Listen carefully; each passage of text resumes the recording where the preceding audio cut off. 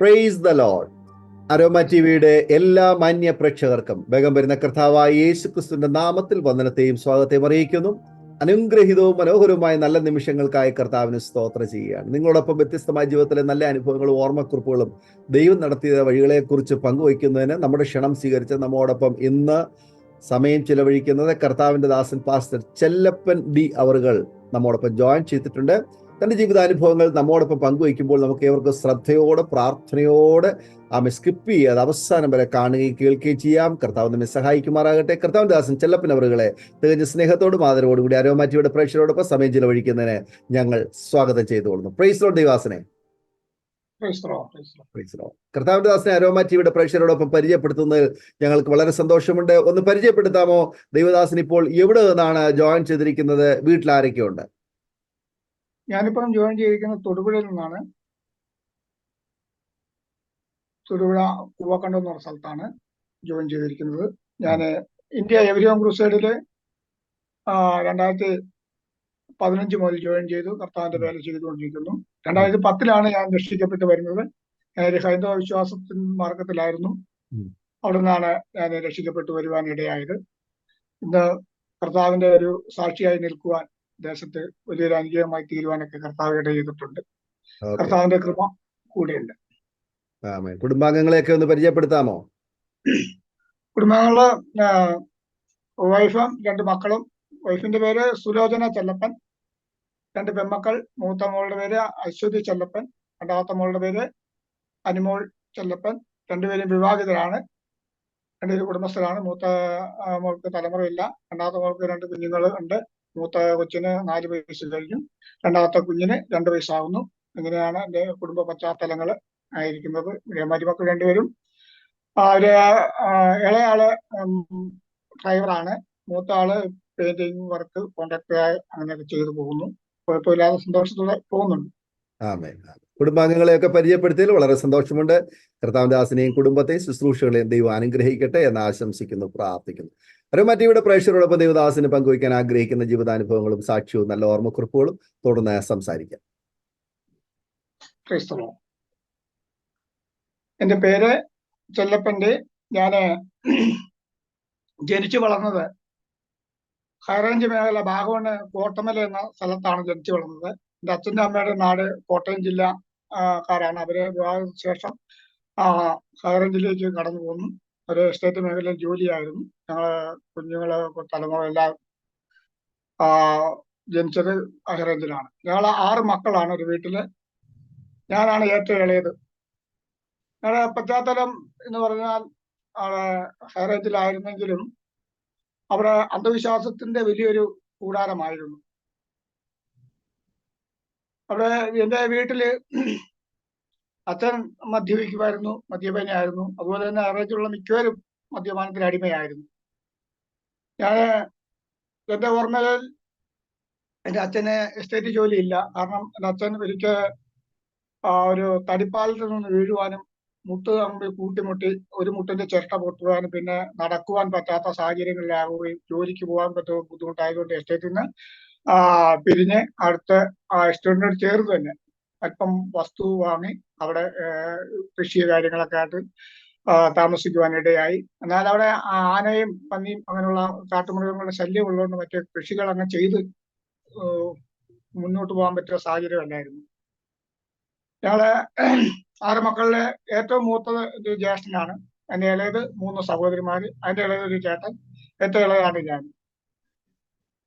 എന്റെ ജ്യേഷ്ഠൻ ഒരു 10-18 വയസ്സായപ്പം വീട്ടിൽ നിന്നും നാട്ടുമ്പുറത്തേക്ക് കടന്നുപോയി. അവിടെ നാട്ടുമ്പുറത്ത് അവിടെ ഒരു ജോലി മുടിവെട്ട് പഠിക്കുവാനും കോട്ടയം ജോലി ചെയ്യുവാനൊക്കെ ഇടയായി. പിന്നെ വീടുമായിട്ടുള്ള ബന്ധം കുറവായിരുന്നു. അങ്ങനെ നാട്ടുമ്പുറത്ത് തന്നെ അങ്ങനെ ജീവിക്കുവാൻ ഇടയായി. അങ്ങനെ നാട്ടുമ്പുറത്ത് തന്നെ അദ്ദേഹം വിവാഹം ചെയ്തു. വൈക്കത്ത് പെരുവ എന്ന സ്ഥലത്ത് പുള്ളി സെറ്റിലായി. അവിടെ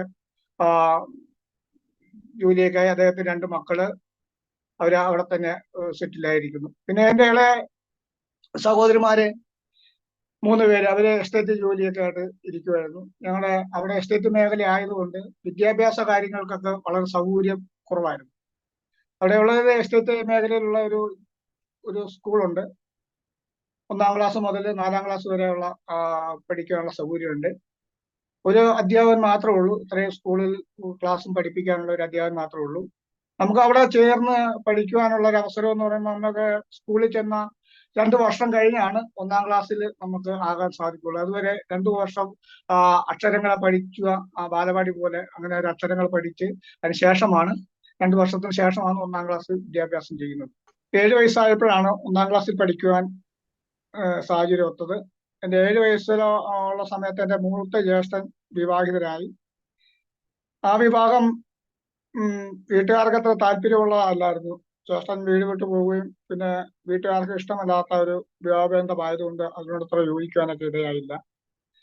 അവര് അങ്ങനെ നാട്ടിൽ തന്നെ കഴിയുകയായിരുന്നു. 3 സഹോദരിമാരും എസ്റ്റേറ്റ് സ്കൂളിൽ തന്നെ പഠിക്കുകയും ഞാൻ അവരോട് പഠിക്കുകയും അവിടെ നിന്നൊരു 14-15 വയസ്സാകുമ്പോൾ എല്ലാവരും എസ്റ്റേറ്റ് ജോലിക്കായിട്ട് കടന്നുപോയി.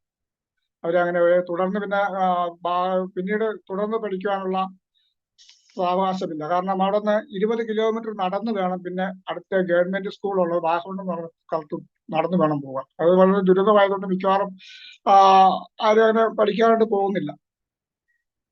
ആ ഒരു സന്ദർഭമായിരുന്നു ഞങ്ങൾ അവിടെ ജനിച്ചു വളർന്ന നാട്. ഞാൻ എന്നാൽ ഒരു വർഷത്തിന് ശേഷം എൻ്റെ ജ്യേഷ്ഠൻ വീട്ടിൽ വരുവാനൊക്കെ ഇടയായി. അപ്പൊ അവർക്ക് ഒരു മൂത്ത കുഞ്ഞ് ജനിച്ച് അവർക്കൊരു കുഞ്ഞിനൊരു 7-8 മാസം പ്രായമുണ്ട്. അപ്പൊ അങ്ങനെ വീട്ടിൽ വരുവാനൊക്കെ ഇടയായി. അന്നേരം ഞാൻ 2-ാം ക്ലാസ്സിലായിരിക്കുന്നു. അവിടുന്ന് വീട്ടിൽ അവർ വന്ന് കഴിഞ്ഞ ശേഷം ഞാൻ അവരുടെ കൂടെ അവർ ഒരാഴ്ച വീട്ടിൽ നിന്ന് കഴിഞ്ഞപ്പോഴത്തേന് എനിക്ക് കുഞ്ഞുങ്ങളോട് വലിയ താല്പര്യമുള്ള ഒരാളായിരുന്നു. അപ്പൊ ഇതിൽ പോകുന്ന സമയത്ത് ഞാൻ ഈ കുഞ്ഞിനെ എടുത്തുകൊണ്ട് ഞങ്ങൾക്ക് അവിടെ ഒരു സ്ഥലം ദൂരെ മാറിയൊരു കൃഷിയുണ്ട്, കണ്ടം കൃഷിയുണ്ട്. അവിടെ ആ കണ്ടം കൃഷിയിൽ അടുത്ത് ചേർന്നൊരു കാപ്പിത്തോട്ടമുണ്ട്. കാപ്പിത്തോട്ടത്തിൽ ഞാൻ കൊണ്ടുപോയി കൊച്ചിനെ കൊണ്ട് പോകുവാനും അവിടെ കൊച്ചിനെ ഒളിച്ചു വയ്ക്കാനൊക്കെ ഇടയായി. ഇവര് പോകാൻ വന്ന് കുറെ സമയം കഴിയുമ്പോൾ വരുമെന്നൊക്കെ ഓർത്തിരുന്നു. കുറെ സമയമായിട്ട് കാണില്ല. പിന്നെ വീട്ടുകാരന്വേഷിച്ച് വന്ന് കഴിഞ്ഞപ്പോ അവർക്ക് തോന്നി ഇന്ന സ്ഥലത്ത് കാണും എന്നോർത്ത് അവിടെ വന്ന് അങ്ങനെ കാപ്പിത്തോട്ടത്തിൽ വന്ന് കുഞ്ഞായതുകൊണ്ട് കുഞ്ഞ് ഒച്ചയൊക്കെ വെച്ചുകൊണ്ടിരിക്കും. അങ്ങനെ സൗണ്ട് കേട്ട് കണ്ടുപിടിക്കുവാനിടയായി. വീട്ടിൽ തിരിച്ച് കുഞ്ഞിനെ വിളിച്ചുകൊണ്ട് വന്ന് ഞാന് വീട്ടിൽ കഴിഞ്ഞ് ഇവര് പോകുന്ന സമയത്ത് എനിക്ക് ഭയങ്കര സങ്കടമായിട്ട് എന്നെയും പിന്നെ അവര് കൊണ്ടുപോയി.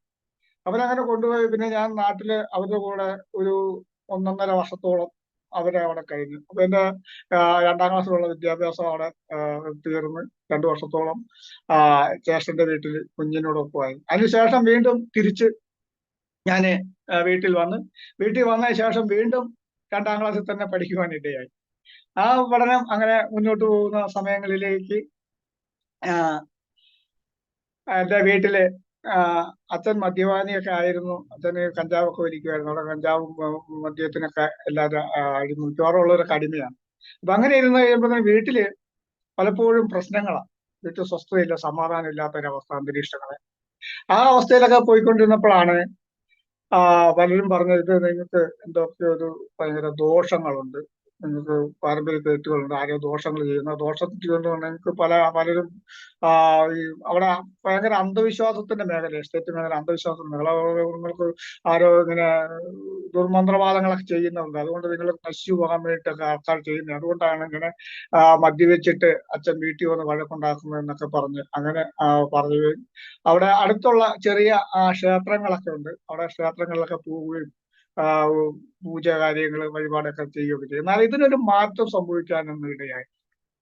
അങ്ങനെ വീട്ടില് മന്ത്രവാദികൾ വരുവാനിടയായി. മന്ത്രവാദത്തിനുള്ള ആ സാഹചര്യം ഒരു വർഷത്തിൽ തന്നെ 2, 3, 4 പ്രാവശ്യങ്ങളൊക്കെ വീട്ടില് മന്ത്രവാദവും പൂജയും കാര്യങ്ങളൊക്കെ ആയിട്ട് പോകാനിടയായി. എന്നാല് ഒരാഴ്ച അങ്ങനെ കഴിയും, എന്നാലും പിന്നീട് വീണ്ടും പഴയ അവസ്ഥ തന്നെ വന്നിരിക്കും. അപ്പം ഒരു പൂജയ്ക്ക് തന്നെ കുറഞ്ഞത് 3 കോഴി, 5 കോഴി, ഇങ്ങനെ ചാരായം, കള്ള്, അവില്, മലര്, അങ്ങനെ നല്ലൊരു ചെലവ് തന്നെയാണ്. എസ്റ്റേറ്റ് മേഖലയാണ്ട് വളരെ തുച്ഛമായ പൈസ കിട്ടുന്ന സമയങ്ങളിൽ ഇതിനു വേണ്ടിയിട്ട് നല്ല പൈസ മുടക്ക് വരും. ഇതിനു വേണ്ടിയിട്ട് അവര് പൈസയൊക്കെ മുടക്കി അങ്ങനെ ഒരു വർഷത്തിൽ 3 പ്രാവശ്യം ഇങ്ങനെ മന്ത്രവാദം കൂടിവിട്ടൊക്കെ കേട്ട് അങ്ങനെ നോക്കും. എന്നാലും ഇതിന് ഒരു സ്വസ്ഥ സമാധാനം ഇല്ലാത്ത ഒരു അവസ്ഥയിലൂടെ തന്നെ കടന്നു പോയിക്കൊണ്ടിരിക്കും സാഹചര്യം. ഇത് ഇങ്ങനെ പോകുന്ന സമയങ്ങളിലൊന്നും വീട്ടില് ഒരാഴ്ച പിന്നെയും ഇതേ അവസ്ഥ തന്നെയാണ് തുടർന്നുകൊണ്ടിരിക്കുന്നത്. ഈ കാലയളവില് എന്റെ അമ്മ കുഞ്ഞുനാളില് വിശ്വാസത്തിൽ പള്ളിയിലൊക്കെ പോയ ആളാണോ ഇല്ലയോ എന്ന് എനിക്ക് അറിയത്തില്ല.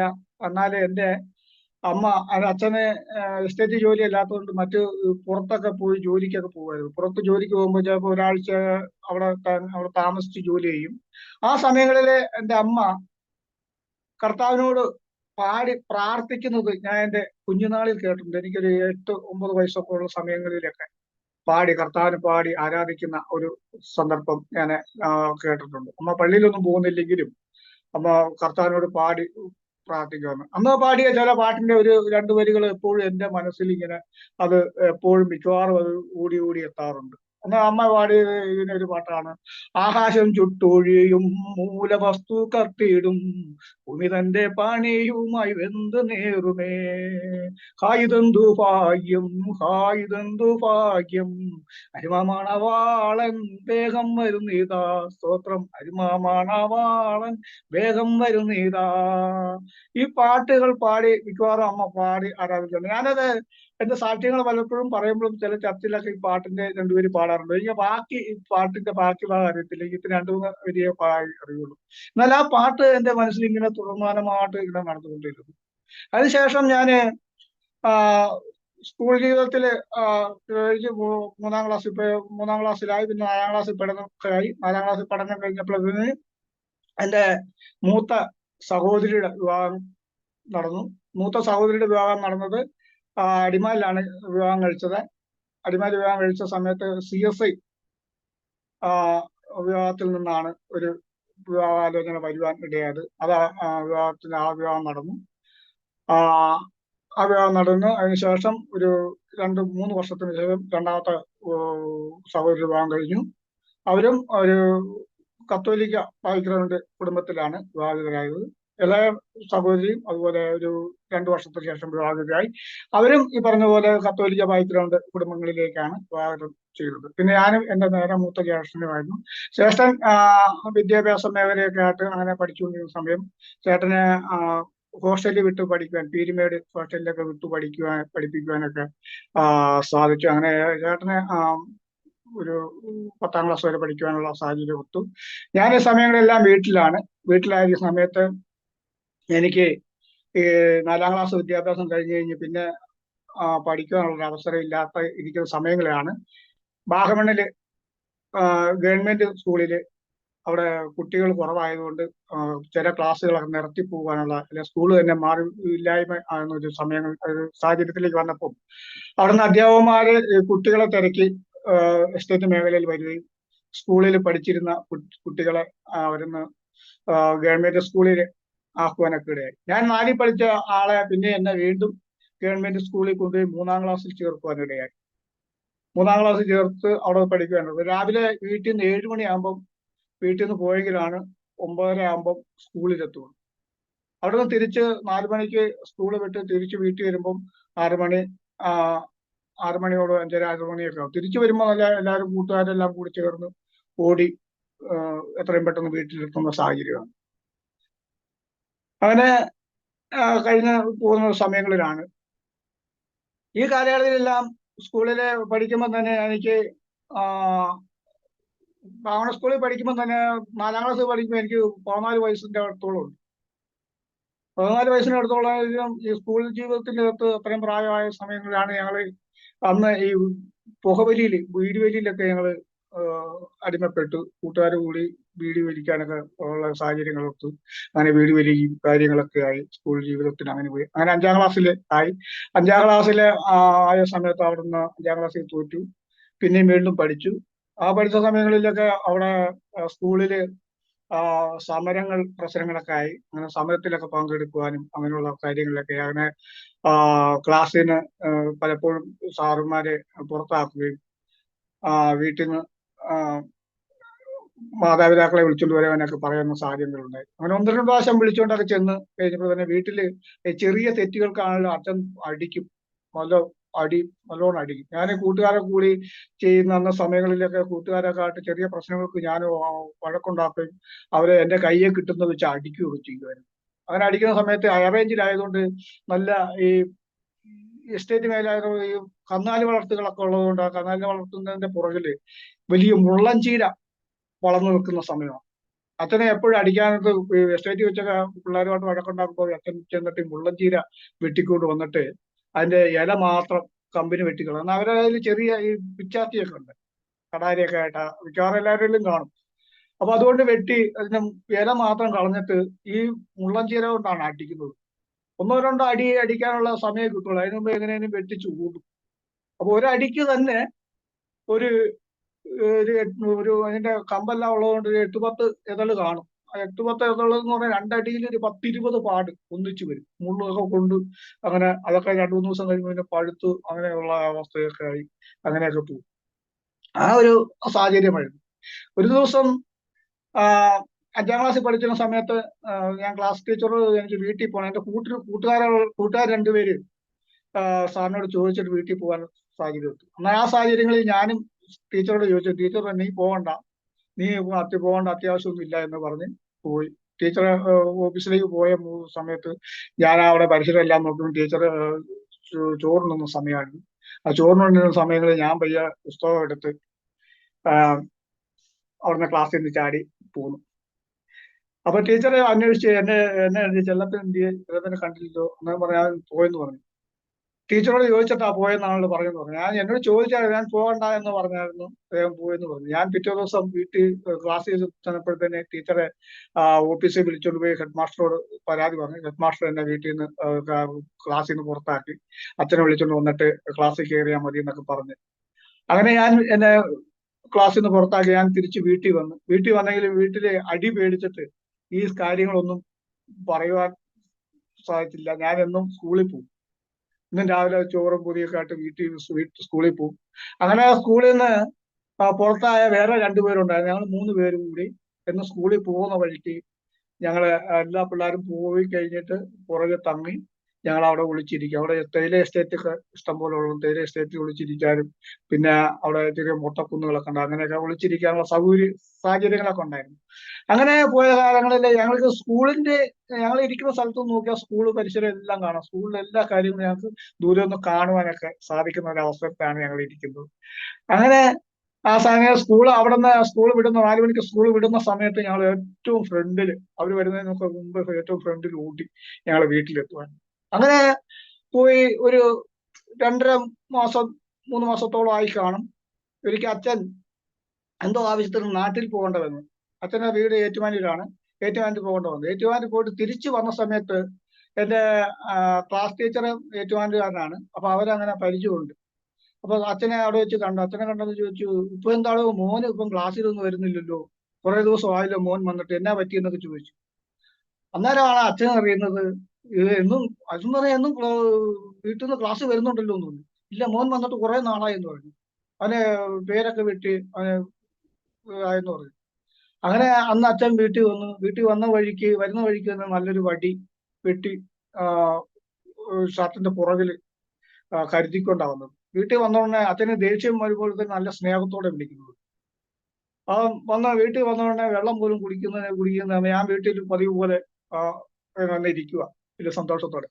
അപ്പൊ വന്നോടനെ അച്ഛൻ വീട്ടിൽ വന്ന് മുറ്റത്ത് വന്നോടനെ മോനെ ചെല്ലപ്പോ ഇറങ്ങി വരാന്നൊക്കെ പറഞ്ഞു. അപ്പൊ ഞാൻ പെട്ടെന്ന് ഇറങ്ങി ചെന്ന് അപ്പൊ ആ വിളിയിൽ എന്തോ ഒരു പന്തികേട് തോന്നിയെങ്കിൽ ഞാൻ ഇറങ്ങി ചെന്ന് കഴിയുമ്പോൾ അച്ഛൻ പെട്ടെന്ന് തന്നെ എന്റെ രണ്ട് കൈയും കൂട്ടിപ്പിടിച്ചിട്ട് നീ ഇത്ര നാൾ എവിടെയായിരുന്നു ചോദിച്ചു. നീ സ്കൂളിൽ പോവാന്ന് പറഞ്ഞു. എവിടെ പോവാന്ന് ചോദിച്ചു. ഈ പറഞ്ഞ് തീർന്നതിന് മുമ്പ് തന്നെ ഒരു 4-5 അടി കഴിഞ്ഞ്. ആ അടി കഴിഞ്ഞിട്ട് പിടിത്തം നല്ല മുറുകെ പിടിച്ചു. കുട്ടി അച്ഛന് പിടിച്ചു കഴിഞ്ഞാൽ പെട്ടെന്നൊന്നും വിടിവിച്ചു പോകാൻ പറ്റില്ല. പിടിച്ച് എന്നെ ഒരുപാട് അടിച്ച വടിയാണ്ട് തീരുന്നവരെ അടിക്കാൻ പറ്റുന്ന അത്രയും തീരുന്നവരെ അടിച്ച് എന്റെ കാലിൽ എല്ലാം മുറിഞ്ഞ് മുട്ടിന് താഴെ മാത്രമേ അടിക്കുള്ളൂ. എന്ന് വെച്ചാൽ മുട്ടിന് താഴെ അടിക്കുന്ന വെച്ചാൽ എല്ലാവരും കാണണം, നാട്ടുകാർ കാണണം, ഇതെന്താ പറ്റിയെന്നൊക്കെ ചോദിച്ചറിയണം എന്നുള്ള കണക്കൂട്ടിലാണ് മുട്ടിന് താഴെ അടിക്കുന്നത്. അപ്പൊ എന്റെ ശരീരത്ത് മുറിവുകളുണ്ടായ അത് പഴുക്കുന്ന ഒരു അവസ്ഥയായിരുന്നു. കാലെല്ലാം പൊട്ടി വടിയുടെ ചില ഭാഗങ്ങളൊക്കെ കാലിലൊക്കെ കൊണ്ടുകയറി. അതെല്ലാം പിന്നെ അമ്മ വന്ന് അതെല്ലാം കൂടെ എണ്ണയൊക്കെ തൂത്ത് അതെല്ലാം എടുത്തു കളഞ്ഞ് എനിക്ക് കാലൊക്കെ പഴുക്കുമായിരുന്നു. ആ അടിക്ക് ശേഷം ഞാനൊരു 4 മാസത്തോളം ഒന്ന് കഴിഞ്ഞാണ് ഒന്ന് നല്ല രീതിയിൽ ഒന്ന് ഇരിക്കുവാൻ സാധിച്ചത്. എനിക്ക് ഇരിക്കാൻ പറ്റില്ല, കാലിന് മുറിവായതുകൊണ്ട് ഇങ്ങനെ ഇരിക്കാൻ പറ്റാത്ത സാഹചര്യങ്ങളിൽ.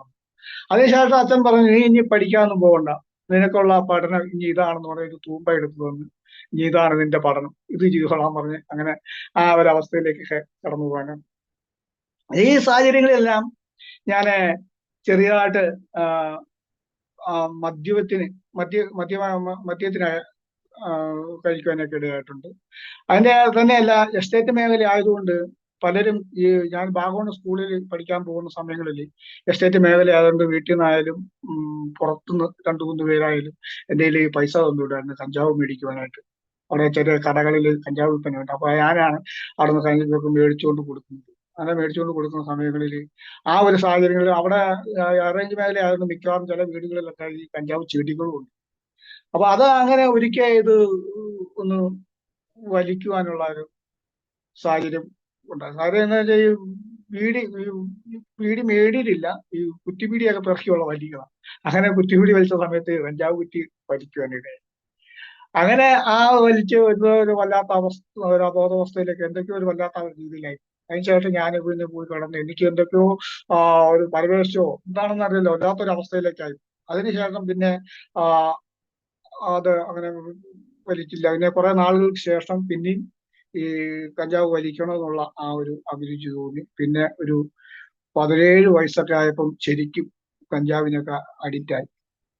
പിന്നെ കഞ്ചാവ് വാങ്ങിക്കുവാനും പിന്നെ ഉള്ള പരിപാടിയൊക്കെ ആയി. പിന്നെ ഞാൻ 17 വയസ്സൊക്കെ ആയപ്പം അവിടെ എസ്റ്റേറ്റിൽ ജോലിക്ക് പോകാനിടയായി. റിയൽ എസ്റ്റേറ്റ് ജോലിക്ക് പോകാനിടയായി. ജോലിക്ക് അവിടെ ചെന്ന് കഴിയുമ്പോഴത്തേന് അവിടെയും ഒരു 3 മാസത്തിൽ കൂടുതൽ ജോലി ചെയ്യാൻ സാധിച്ചില്ല. കാരണം അവിടെയും ഈ ചില പ്രശ്നങ്ങൾ നേരിടും. അവിടെ അവര് തേയിലച്ചെടികളുടെ എണ്ണം പറയും. അപ്പൊ അത്ര എണ്ണം 200-300 ചെടികൾ നമ്മൾ അതിന്റെ ചുവട് തെളിക്കുകയും അതിന്റെ എല്ലാം ചെയ്യാം.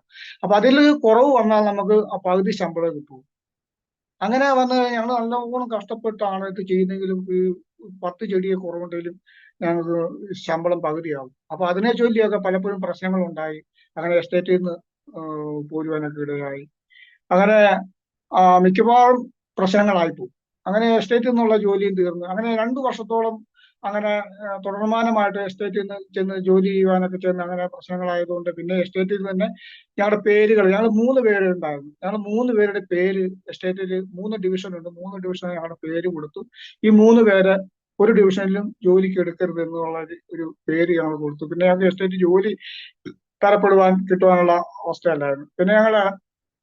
പിന്നെ എന്ത് ചെയ്തു? പിന്നെ ഞങ്ങള് എന്ത് ചെയ്യണമെന്ന് അറിയാതെ അങ്ങനെ ഇരുന്നപ്പോഴാണ് ചാരായം പാറ്റ് ചെയ്യാം. എസ്റ്റേറ്റ് ഇഷ്ടം പോലെ ചാരായത്തിനൊക്കെ ഉള്ള ചെലവ്. അപ്പൊ ഞങ്ങള് ചാരായം മാറ്റിയിട്ട് അത് മൊത്തമായിട്ട് അവിടെ എസ്റ്റേറ്റിൽ തന്നെ ഒരു 2 പേരുണ്ട്, അവർക്ക് കൊടുക്കും. അവര് ചില്ലറ വിൽപ്പന നടത്തും. അങ്ങനെ കുറെ നാള് ചാരായം മാറ്റി അങ്ങനെ പോവാനിടയായി. അങ്ങനെ ചാരായം മാറ്റി കൊടുക്കുന്ന ഇടയ്ക്കാണ് എസ്റ്റേറ്റില് അന്ന് പട്ടച്ചാര എല്ലാ സ്ഥലങ്ങളിലും വിൽപ്പന ഉള്ളതുകൊണ്ട് അവരും ഇതിന് വേണ്ടിയിട്ട് പാറ്റിയാരായം വിൽക്കുന്നവരെ പിടിക്കുവാനായിട്ട് അവര് പരാതിപ്പെട്ടു.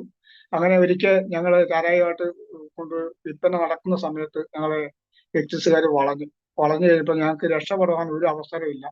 അങ്ങനെ ഇരിക്കുന്ന സമയത്താണ് ഞങ്ങളോട് ആരും പറയാനും പറ്റില്ല, ഞങ്ങൾ അറിയുന്നില്ല, ഞങ്ങൾ ഇരിക്കുന്നതിന്റെ തേലക്കാടിന്റെ ചുറ്റിനും എക്സൈസുകാർ വളഞ്ഞിരിക്കുകയാണ്. ഞങ്ങൾക്ക് എങ്ങോട്ട് ഓടിപ്പോകാൻ പറ്റില്ല സാഹചര്യങ്ങളാണ്. അങ്ങനെ ചെന്നപ്പോഴാണ് ഞങ്ങളുടെ കൂടെ ജോലി ചെയ്തുകൊണ്ടിരിക്കുന്ന ഒരു പെൺകൊച്ച് ഇതറിഞ്ഞുകൊണ്ട് അത് ഞങ്ങൾ ഇരിക്കുന്നതിന്റെ അടുത്തൂടെ വേണം അവർക്ക് വെള്ളം കോരുവാൻ. അവിടെ ചെറിയ ഈ കിണറുകളൊക്കെ ദൂരെയാണ്. അപ്പൊ വെള്ളം കോരുവാനായിട്ട് പാത്രം എടുത്തുകൊണ്ട് വന്ന സമയത്ത് ഞങ്ങളോട് പറഞ്ഞു, എടാ നിങ്ങൾ ഓടിക്കോ, നിങ്ങളെ മൊത്തം ഇവിടെ എക്സൈസുകാർ വളഞ്ഞേക്കോ, എങ്ങനെയും രക്ഷപ്പെട്ടോളാൻ പറഞ്ഞു എന്ന് പറഞ്ഞു. ഞങ്ങൾ പയ്യെ എഴുന്നേറ്റ് നോക്കിയപ്പോഴത്തേന് മൊത്തം എക്സൈസുകാർ ഞങ്ങളെ വളഞ്ഞിരിക്കുക, ഞങ്ങൾക്ക് ഒരു രക്ഷയില്ല. ഞാൻ അവിടെ തേലയ്ക്കുള്ളിൽ ഇരുന്നു കൊണ്ട് തേലയുടെ അടിയിൽ കൂടെ അവിടെ ഈ നീർക്കാൻ പോലെ കാനകൾ വെട്ടിയിടാറുണ്ട്, തേല വെള്ളം ഒഴുക്ക് തടയാൻ വേണ്ടിയിട്ട്. അപ്പൊ കാനയ്ക്ക് ഇറങ്ങിയാൽ കാനയുടെ ഉള്ളിൽ കൂടെ ഓടുവാൻ സാധിക്കും, ചെറുതായിട്ടൊന്ന് കുനിഞ്ഞു ഓടുവാൻ സാധിക്കും. ഞാൻ ആ കാന വഴി ഇറങ്ങി ഓടി. ഇവർക്ക് അങ്ങനെ എക്സൈസുകാർക്ക് തേലക്കാട്ടിൽ കൂടെ ഓടിയുള്ള പരിചയമില്ലാത്തതുകൊണ്ട് അവർ മറ്റ് ബൗണ്ടറി റോഡുകളുണ്ട്, ചെറിയ ചെറിയ റോഡുകൾ, 3 അടി വഴിയുണ്ട്. ആ വഴി കൂടെയൊക്കെ അവർ ഓടി പിടിക്കാൻ നോക്കി. അവരൊന്നും പിടിക്കാൻ പറ്റിയില്ല. അവിടെ നിന്നൊക്കെ ഞങ്ങൾ ചാടി ഓടി ഒരു എസ്റ്റേറ്റിന്റെ ഫാക്ടറിക്കുള്ളിൽ ചെന്നു. ഫാക്ടറിക്കുള്ളിൽ ചെന്നപ്പോഴത്തേന് അവിടെ നിന്ന് ഓടി രക്ഷപ്പെടാൻ നോക്കിയപ്പം പെട്ടെന്ന് അവിടെ നിന്ന് ഗേറ്റ് അവിടെ നിന്ന് വാച്ചറ് പെട്ടെന്ന് ഗേറ്റ് അടച്ച്. ഞങ്ങൾക്ക് ഗേറ്റ് ചാടാൻ പറ്റില്ല. ഞങ്ങൾ പിന്നെ എന്ത് ചെയ്തു ചോദിച്ചാൽ അവിടെ ഫാക്ടറിക്ക് ആവശ്യമായ വിറകുകൾ അടുക്കി വെച്ചിട്ടുണ്ട്. ഒരുപാട് വിറകുകൾ ഇങ്ങനെ അടുക്കി ഒരു 3 അടി പൊക്കത്ത്, 1 മീറ്റർ പൊക്കത്തിൽ ഇങ്ങനെ അടുക്കി ഇങ്ങനെ വെച്ചിരിക്കുക. ഞങ്ങൾ അതിന്റെ പുറത്ത് ചാടി കയറി അതിന്റെ മുകളിലും ഒരു 2 വരി കമ്പി, മുള്ളുകമ്പി കിട്ടിയിരിക്കുക. മതിൽ കെട്ടിട്ട് 2 വരി മുള്ളുകമ്പി കിട്ടി. എങ്ങനെയെന്ന് അറിയാലോ, അന്നത്തെ ആ പേടിയിൽ ഈ വിറകിന്റെ പുറത്തുനിന്ന് മുള്ളുകമ്പിയുടെ മുകളിൽ കൂടെ ചാടിയിട്ട് അതിന്റെ പുറത്ത് ചില അവിടെ ചെറിയ കാടുകളാണ്, വള്ളിക്കൊടിയൊക്കെ പിടിച്ച ചെറിയ കാടുകൾ, ഈ സൂര്യകാന്തി എന്ന് പറയുന്ന വേലിപ്പത്തല, അത് വലിയ ചെടിയാണ്. അതിന്റെ പുറത്തുകൂടെ ചില പച്ച വള്ളികൾ കൂടിയിട്ട് ഇങ്ങനെ പടർന്നു കിടക്കുക. അതിന്റെ പുറത്തേക്ക് ചെന്ന് വീണിട്ട് ഒന്നും പറ്റിയില്ല. ഞങ്ങൾ അതിന്റെ പുറത്ത് വീണിട്ട് പയ്യെ താഴെ പോയി വീണു. അപ്പൊ അതല്ല, നേരിട്ട് വീഴുവാണെങ്കിൽ സംഭവം കിട്ടൂല, തവിടുപൊടിയായി പോകും. എന്ന് വെച്ചാൽ ഒരു വലിയ കുഴിക്കകത്തൊക്കെ ഇരുന്നതാണ്. അന്നേരത്തെ ജീവരക്ഷയാണ് നോക്കി അവിടെ നിന്ന് ചാടി ഓടി. അപ്പൊ എക്സൈസുകാർ പുറകെ വന്നിട്ട് അവർ പേടിച്ചു പോയി. പോയിട്ട് ഒന്നും ചെയ്യാൻ പറ്റാത്ത അവസ്ഥ അവർ തിരിച്ചുപോയി. അവിടെ റോഡിലേക്ക് കുറെ നേരം ഉണ്ടെങ്കിൽ അങ്ങനെ നേരെ ഇരുട്ടി. പിന്നീട് അവർ തിരിച്ചു പോയി കഴിഞ്ഞപ്പോൾ അവര് അവിടെ അടുത്ത് തന്നെ കടകളിൽ പറഞ്ഞ് ഇന്നപോലെ 2 പേര് അവിടെ ചാടിയിട്ടുണ്ട്, ഒന്നുകിൽ എന്തെങ്കിലും സംഭവിച്ചിട്ടുണ്ട് അവർക്ക്, അതുപോലെ ഒരു മണ്ണിടിഞ്ഞ് പോയ സ്ഥലമാണ്, അതുപോലെ ഇറക്കപ്പുറമാണ്, എന്തെങ്കിലും സംഭവിച്ചിട്ടുണ്ട് എന്നൊക്കെ. ഞങ്ങള് അത് കഴിഞ്ഞ ഒരു 1/2 മണിക്കൂർ 1 മണിക്കൂറോളം അടുത്തായി കാണും. ആ സമയത്താണ് അതല്ല ഈ ക്ഷീണമെല്ലാം മാറി ഒരു അരമണിക്കൂർ കഴിഞ്ഞപ്പോഴാണ് ഞങ്ങൾക്ക് സ്വയബോധം വരുന്നത്. അന്നേരവും ഞങ്ങളുടെ കയ്യിൽ ഒരു 1/2 ലിറ്ററിന്റെ 1/2 ലിറ്ററോളം ചാരായം ഞങ്ങളുടെ കയ്യിൽ ഇരിപ്പുണ്ട്. അന്നേരം അറിയുന്നത് കയ്യിൽ ഇരിപ്പുണ്ടെന്ന്. ഏതായാലും അതും എടുത്തുകൊണ്ട് തിരിച്ച് ഞങ്ങള് എസ്റ്റേറ്റിലെ കടയിൽ വന്നപ്പോഴത്തേന് ആൾക്കാർ ഞങ്ങളെ തിരക്കി അന്വേഷിച്ച് 2-3 പേര് കടന്നു പോകുന്നു. അവിടെ എല്ലാം അന്വേഷിച്ച് കണ്ടില്ല. ഞങ്ങൾ തിരിച്ച് കടയിൽ ചെന്ന് പറയാം, നിങ്ങൾ മരിച്ചെന്ന് അവിടെ ആൾക്കാരെല്ലാം അറിയുന്നത് എന്ന് പറഞ്ഞിട്ട് ആ എക്സൈസുകാർ പോയി. നിന്ന സ്ഥലത്ത് ഞങ്ങൾ 2-3 പേര് പോയിട്ടുണ്ട്, നിങ്ങളെ അന്വേഷിച്ച് പോയിട്ടുണ്ടെന്ന് പറഞ്ഞു. അവിടെ നിന്ന് തിരിച്ച് ഞങ്ങൾ വീട്ടിൽ വന്നു. അന്ന് വീട്ടിൽ വന്ന് സ്വസ്ഥമായിട്ടൊക്കെ ഇരുന്ന് പിറ്റേ ദിവസം രാവിലെ ഞാന് ഇനി ചാരായം മാറ്റില്ല എന്നുള്ള ആ പ്രതിജ്ഞ എടുത്തു. അതോടെ ചാരായം മാറ്റുന്ന എല്ലാ ഉപകരണങ്ങളും കലങ്ങളും എല്ലാം ഞാൻ അടിച്ചു പൊട്ടിച്ച് ദൂരക്കളഞ്ഞു. എന്റെ വേറെ 2 കൂട്ടുകാരെ അത് ചെയ്യാതെ അവരും അത് തുടർമാനമായിട്ട് ചെയ്തെങ്കിലും അവർക്കും പിന്നീടും നിലനിൽപ്പില്ലാതെ വന്ന് അവരും അത് ഉപേക്ഷിച്ചു. ഞാൻ അതോടെ ചാരായം മാറ്റി ഉപേക്ഷിച്ചു. അങ്ങനെ ഇരിക്കുന്ന സമയത്താണ് ഞാൻ വീണ്ടും നാട്ടിലേക്ക് പോകാനുള്ള ആ ഒരു സാഹചര്യങ്ങൾ. എന്റെ പെങ്ങളുടെ വീട്ടില് അടിമാലി മൂത്ത ചേട്ടന്റെ വീടില് ഇളയ പെങ്ങളുടെ വീട്, ഇളയ പെങ്ങളെ കെട്ടിച്ചെന്ന് കോട്ടയം കൈപ്പുഴ എന്ന സ്ഥലത്താണ്. അവിടെ ഈ സമയങ്ങളിലെല്ലാം അവ ഓരോ സ്ഥലങ്ങളിൽ കുറെ അവിടെ പോയി നിന്ന് 2 മാസം 3 മാസം ഓരോ വീട്ടിൽ നിന്ന് അങ്ങനെ ആ സമയങ്ങളിലൊക്കെ നാട്ടിൻ പുറത്ത് വഴി അങ്ങനെ പോകുവാനും അവിടെ നാട്ടിൻ പുറത്ത് ചെറിയ പണികളൊക്കെ ചെയ്ത് ജീവിക്കുവാനൊക്കെ ഉള്ള സാഹചര്യങ്ങളിലൂടെ അങ്ങനെയൊക്കെ അങ്ങനെ കടന്നുപോയ സമയങ്ങളിൽ ഞാൻ പിന്നെ ഈ യുക്തിവാദി സംഘത്തിൽ അവരുമായിട്ട് ഇടപെടുവാനും അവരുമായിട്ട് പരിചയപ്പെടുവാനൊക്കെ ഇടയായി. അങ്ങനെ ദൈവികമായ ആ ചിന്തകളിൽ നിന്നെല്ലാം വിട്ടുപോയി. ഒരു ദൈവിക പേടി ആദ്യമേ ഉണ്ടായിരുന്നെങ്കിൽ അതിൽ നിന്നൊക്കെ വിട്ടുപോയി. പിന്നെ ഒരു നിരീശ്വരവാദത്തിന്റെ ഒരു അവസ്ഥയിലേക്ക് കടന്നു പോകാനും അവരുടേതായ മീറ്റിംഗ് കാര്യങ്ങള്, പിന്നെ അവരുടെ കൂടെ കുറെ നാൾക്ക് പ്രവർത്തിക്കുകയൊക്കെ ഇടയായി. ആ സമയങ്ങളിൽ വീട്ടില് ഈ ക്ഷേത്രത്തിൽ പോക്കും ഈ മന്ത്രവാദത്തിനും അല്പം നേരത്തെ അത്ര ഇല്ല എങ്കിലും അതിനൊരു കുറവ് വന്നിട്ടില്ല. ഞാൻ തിരിച്ച് വീട്ടിൽ വന്ന സമയങ്ങളിൽ മന്ത്രവാദികൾ വീട്ടിൽ വരികയും ഇങ്ങനെ മന്ത്രവാദം ചെയ്യുകയൊക്കെ ചെയ്യും. ഒരു ദിവസം ഞാൻ ഒരു മന്ത്രവാദി വീട്ടിൽ വന്ന് അവര് ദൂരെ നിന്നാ വരുന്നത്. അന്ന് അവിടെ താമസിച്ച് പിറ്റേ ദിവസം രാവിലെയാണ് അവർ പോകുന്നത്. ഞാൻ പറഞ്ഞത്, അച്ഛന് അവരും കോഴിയൊക്കെ തിന്നാൻ ഉള്ള പ്ലാനിലാണെങ്കിൽ ഈ പരിപാടി ചെയ്യുന്നെങ്കിൽ ഞാനത് അച്ഛൻ തരാം, അത് വാങ്ങിച്ചു തരാം. പക്ഷെ ഇങ്ങനെ ആവശ്യമില്ലാത്ത കാര്യങ്ങൾ പറഞ്ഞ് ഇങ്ങനെ ഞങ്ങൾ പാവപ്പെട്ടവർ പറ്റിക്കരുത്, നിങ്ങൾക്ക് പൈസ വേണം പൈസ തരാം, ഇങ്ങനെ അന്ധവിശ്വാസങ്ങൾ പറഞ്ഞ് ഇങ്ങനെയുള്ള കാര്യങ്ങൾ ചെയ്യരുതെന്നൊക്കെ പറഞ്ഞ് ഞാൻ അല്പം മുഷിഞ്ഞു എന്ന് സംസാരിച്ചു. അദ്ദേഹം പെട്ടെന്ന് തന്നെ എന്നെ ശപിക്കുന്ന രീതിയിലൊക്കെ അവിടെ മണ്ണൊക്കെ വാരി, നീ ഇതുപോലെ പൂഴി പോലെ ആയി പോകുന്നൊക്കെ പറഞ്ഞ് അദ്ദേഹം എന്റെ എന്തൊക്കെയോ മന്ത്രം ചൊല്ലി താഴോട്ടിട്ടു. അത് കഴിയുമ്പോ ഇത് വീട്ടുകാരറിഞ്ഞുകൊണ്ട് അമ്മ പെട്ടെന്ന് വന്ന് ഓടി വന്നിട്ട് പറഞ്ഞ്, അച്ഛാ ക്ഷമിക്കണം, അവന്റെ അറിവില്ലായ്മ കൊണ്ട് പറയുന്നതാണ്, അതുകൊണ്ട് അവനോട് ക്ഷമിക്കണം എന്നൊക്കെ പറഞ്ഞ് അമ്മ ക്ഷമ പറയാൻ നിൽക്കില്ല. ഞാൻ പറഞ്ഞു, അമ്മ അവന് ക്ഷമ പറയണ്ട, ഇതൊക്കെ ഇതൊക്കെ വെറും തട്ടിപ്പാണ്, ഇതൊന്നും ഇങ്ങനെയല്ല, നമ്മുടെ ചില തെറ്റുകുറ്റങ്ങൾ, നമ്മുടെ കുറവുകളൊക്കെയാണ്, നമ്മുടെ മദ്യപാനം അതും ഇതൊക്കെയാണ് നമുക്ക് ഇങ്ങനെ ആക്കുന്നത്. അത് മറ്റു ദോഷങ്ങളൊന്നും അല്ല എന്ന് പറഞ്ഞെങ്കിൽ ഇവർക്ക് അതിനെ കുറിച്ച് ഉൾക്കൊള്ളുവാനോ സാധിച്ചില്ല. കാരണം ഞാനും മദ്യപിക്കുകയും ഈ കഞ്ചാവിനൊക്കെ അടിമയായി എന്നുള്ള വിവരം വീട്ടുകാർക്കും അറിയാവുന്നത് കൊണ്ട് അവരും അത്ര കാര്യമായിട്ട് അതിനെ എടുക്കുവാൻ സാധിച്ചില്ല. അതിനുശേഷം ഈ മന്ത്രവാദികൾ പിന്നെ അല്പം വരവ് കുറഞ്ഞു. ഞാൻ അതിനെ ശക്തമായി എതിർക്കുവാനൊക്കെ തുടങ്ങിയതുകൊണ്ട് പിന്നെ അതിനുള്ള ആ സാഹചര്യങ്ങൾ കുറവായി. ഇവര് പൂജാ കാര്യങ്ങൾ മന്ത്രവാദത്തിനൊക്കെ കൊണ്ടുവരുന്ന സാധനങ്ങൾ പലപ്പോഴും ഞാൻ മന്ത്രവാദം ചെയ്യിപ്പിച്ചില്ല. അത് പ്രശ്നങ്ങൾ ഉണ്ടാക്കി.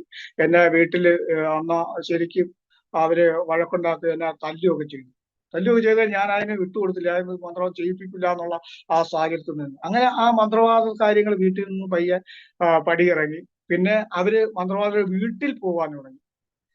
അങ്ങനെ പോയ സമയങ്ങളിലെല്ലാം ഒരു സമാധാന സ്വസ്ഥത ഒന്നും ഇല്ലാത്ത സാഹചര്യങ്ങൾ തന്നെ പിന്നെയും പോയിക്കൊണ്ടിരിക്കുന്നത്. പിന്നീടുള്ള ആ സമയങ്ങളിലെല്ലാം ആ ഒരു അവസ്ഥയിലേക്ക് വരും. പിന്നെ എന്റെ ജ്യേഷ്ഠൻ, എന്റെ നേരെ മൂത്ത ജ്യേഷ്ഠൻ വിവാഹം കഴിച്ചു. ഒരു വർഷം കഴിഞ്ഞപ്പോൾ ചേട്ടൻ വേറെ മാറി. പിന്നെ അതിനുശേഷം ഞങ്ങൾ 3 പേരായി വീട്ടില്. 3 പേര് വീട്ടിലായ സമയങ്ങളിൽ പിന്നെ ഒരു വർഷം കഴിഞ്ഞപ്പോൾ എന്റെയും ഒരു വിവാഹം നടക്കുവാനിടയായി. ഞാൻ നാട്ടിൻപുറത്തുനിന്നാണ് വിവാഹം കഴിച്ചത്. വിവാഹം കഴിച്ച് വീട്ടിൽ വന്ന് കഴിഞ്ഞ് വീണ്ടും ഞാൻ എസ്റ്റേറ്റ് ജോലിക്ക് പോകുവാനിടയായി. അങ്ങനെ എസ്റ്റേറ്റ് ജോലി പോയി അതിന്റെ ജീവിതം കഴിച്ചതിൽ ഞങ്ങൾ അവിടെ നിന്ന് 2 വർഷം കഴിഞ്ഞപ്പം കോട്ടമല എന്ന് പറയുന്ന സ്ഥലത്തുനിന്ന് വസ്തുവൊക്കെ വിറ്റു. ഞങ്ങൾ ഇപ്പം താമസിക്കുന്ന ഇവിടെ ഈ വെള്ളിയാമറ്റം പൂവക്കണ്ടം എന്ന് പറഞ്ഞ സ്ഥലത്ത് ഞങ്ങൾ കടന്നു വന്നു. വസ്തുവൊക്കെ മേടിച്ച് അവിടെ താമസിക്കാനിടയായി. എൻ്റെ 2 കുഞ്ഞുങ്ങള് പഠിക്കുവാൻ, അപ്പൊ 2 കുഞ്ഞുങ്ങളൊക്കെ ആയി. 2 കുഞ്ഞുങ്ങൾ പഠിക്കുവാനുള്ള സാഹചര്യങ്ങൾ പൂവക്കണ്ടത്ത് വന്നു കഴിഞ്ഞ ശേഷമാണ് സാധിക്കുന്നത്. എന്നാൽ ഇവിടെ വരുമ്പോൾ വീട്ടുകാരെ ഓർത്തു. അപ്പം ഭാര്യയ്ക്കൊക്കെ വിവാഹം കഴിഞ്ഞ് ഒരു 1.5-2 വർഷത്തോളം ഞാൻ മദ്യപിക്കും, എന്നാൽ കഞ്ചാവ് ഞാൻ ഒഴിവാക്കി. കഞ്ചാവ് ഒഴിവാക്കിയെങ്കിൽ 2 വർഷത്തിന് ശേഷം വീണ്ടും കഞ്ചാവ് വലിക്കുവാനിടയായി. അത് വീണ്ടും വീട്ടിൽ അവരറിയുകയും അതൊരു ചെറിയ ചേർച്ചയൊക്കെ ആയി. എന്നാൽ അവിടെ വരുമ്പോൾ കുഴപ്പമില്ല, ഇവിടെ നാട്ടിൻപുറമാണല്ലോ, ഇവിടെ കുഴപ്പമില്ല എന്നുള്ള സന്തോഷത്തിലാണ് ഇവിടെ ഇരുന്നെങ്കിലും അവിടത്തെക്കാളും സുലഭമായിട്ട് ഇവിടെ സാധനം കിട്ടുമായിരുന്നു. ഇവിടെ വന്നു കഴിയുമ്പോഴത്തേക്ക് ഞാന് ഇവിടെ മറ്റ് തടിപ്പണിക്കും മറ്റു പണികളും കാര്യങ്ങളെല്ലാം അങ്ങനെ പോയിക്കൊണ്ടിരുന്നു. ഇഷ്ടം പോലെ ലഭിക്കുകയെല്ലാം ചെയ്തു. ഇവിടെ വന്ന മദ്യപാനത്തിന് അടിമയായി വലിയ കുഴപ്പമില്ലാതെ ഉണ്ടെങ്കിലും എനിക്കും വീട്ടില് പ്രശ്നങ്ങൾ നേരിടാൻ തുടങ്ങി. നാട്ടിലെല്ലാം പ്രശ്നങ്ങൾ ആകുവാനിടയായി. ആ സാഹചര്യങ്ങളില് ഇതിന്റെ ഇടയിൽ തന്നെ എന്റെ വിവാഹം കഴിഞ്ഞതിന്റെ സാഹചര്യത്തില് എന്റെ വിവാഹം നടക്കുന്ന 1989-ലാണ്. 90-ല് എനിക്ക് ഏപ്രിൽ ആയപ്പോൾ എനിക്കൊരു കുഞ്ഞ് ജനിക്കുന്നു. ആ കുഞ്ഞ് ജനിച്ചതിന് ശേഷം എൻ്റെ അച്ഛൻ 90 ഡിസംബർ മാസം മരിക്കുവാനിടയായി. അതിനുശേഷമാണ് ഞങ്ങൾ അവിടുന്ന് സ്ഥലമൊക്കെ വിറ്റ് ഇങ്ങോട്ട് പോരുന്നത്. അപ്പം ഈ അച്ഛന്റെ മരണാന്തര ശേഷം അമ്മ വിശ്വാസത്തിലേക്ക് പോകുവാനിടയായി. ഈ സാഹചര്യങ്ങളിലെല്ലാം, ഈ കാലയളവിലെല്ലാം എൻ്റെ മൂത്ത സഹോദരി, എൻ്റെ രണ്ടാമത്തെ സഹോദരി, ഇവര് രണ്ടുപേരും പെന്തക്കോസ്ത് വിശ്വാസത്തിലേക്ക് കടന്നു വരുവാനിടയായി. ആ പെന്തക്കോസ്ത് വിശ്വാസത്തിൽ കടന്നു വന്നത് അമ്മയ്ക്ക് വലിയൊരു അനുഗ്രഹമായി. അമ്മ അവരുടെ കൂടെ പോവുകയും പ്രാർത്ഥിക്കുകയും എല്ലാ സാഹചര്യങ്ങൾ ഉണ്ടായപ്പോഴും ഞാൻ ഇതിനോടൊക്കെ എതിരായിരുന്നു, പ്രാർത്ഥനയോടൊക്കെ എതിരായിരുന്നു. എനിക്ക് അത്ര വിശ്വാസം പോരായിരുന്നു. ഞാൻ അന്ന് പ്രാർത്ഥന കാര്യങ്ങളൊക്കെ വളരെ എതിർത്ത് നിന്ന സമയങ്ങളിലാണ് അമ്മ അതുകൊണ്ട് സഹോദരിമാരുടെ വീട്ടിൽ പോയി പ്രാർത്ഥിക്കുവാനൊക്കെ ഇടയായി. ആ സാഹചര്യങ്ങളിലാണ് ഞങ്ങൾ ഇങ്ങനെ ഈ പൂവക്കൊണ്ട എന്ന സ്ഥലത്ത് വരുന്നത്. ഇവിടെ പൂവക്കൊണ്ട എന്ന് പറഞ്ഞ സ്ഥലത്ത് വന്നപ്പോഴത്തേന് വൈഫ് പറഞ്ഞു, അമ്മ പ്രാർത്ഥിക്കാൻ പോകുന്നത് നിങ്ങൾ തടസ്സം പറയണ്ട, അമ്മയുടെ ഇഷ്ടമല്ല, അമ്മയ്ക്ക് സന്തോഷം സമാധാനം കിട്ടുന്ന അങ്ങനെയാണെങ്കിൽ അമ്മ പോട്ടെ, അമ്മയെ എന്തിനാ എതിർക്കുന്നത്. ഞാൻ അവരോടും വഴക്കും പ്രശ്നമൊക്കെ ഉണ്ടാക്കിയെങ്കിൽ ഞാൻ സമ്മതിച്ചു. അമ്മയ്ക്ക് ഉള്ള ആ ഒരു സന്തോഷവും സമാധാനവും ഞാനായിട്ട് അത് നശിപ്പിക്കുന്നില്ല എന്നുള്ള ഒരു അമ്മ അടുത്തുള്ള ചർച്ചിൽ ആരാധനയ്ക്ക് പോകുവാനൊക്കെ ഇടയായി. ഈ സാഹചര്യങ്ങളിൽ എൻ്റെ രണ്ടാമത്തെ ചേട്ടന്റെ വൈഫും വിശ്വാസത്തിൽ കടന്നു പോകാനിടയായി. അങ്ങനെ അവരും വിശ്വാസത്തിൽ വന്നു. പിന്നീട് അതിന് ശേഷം ചേട്ടന്റെ കുഞ്ഞുങ്ങൾ പ്രാർത്ഥനയ്ക്ക് പോകാനൊക്കെ ഇടയായി.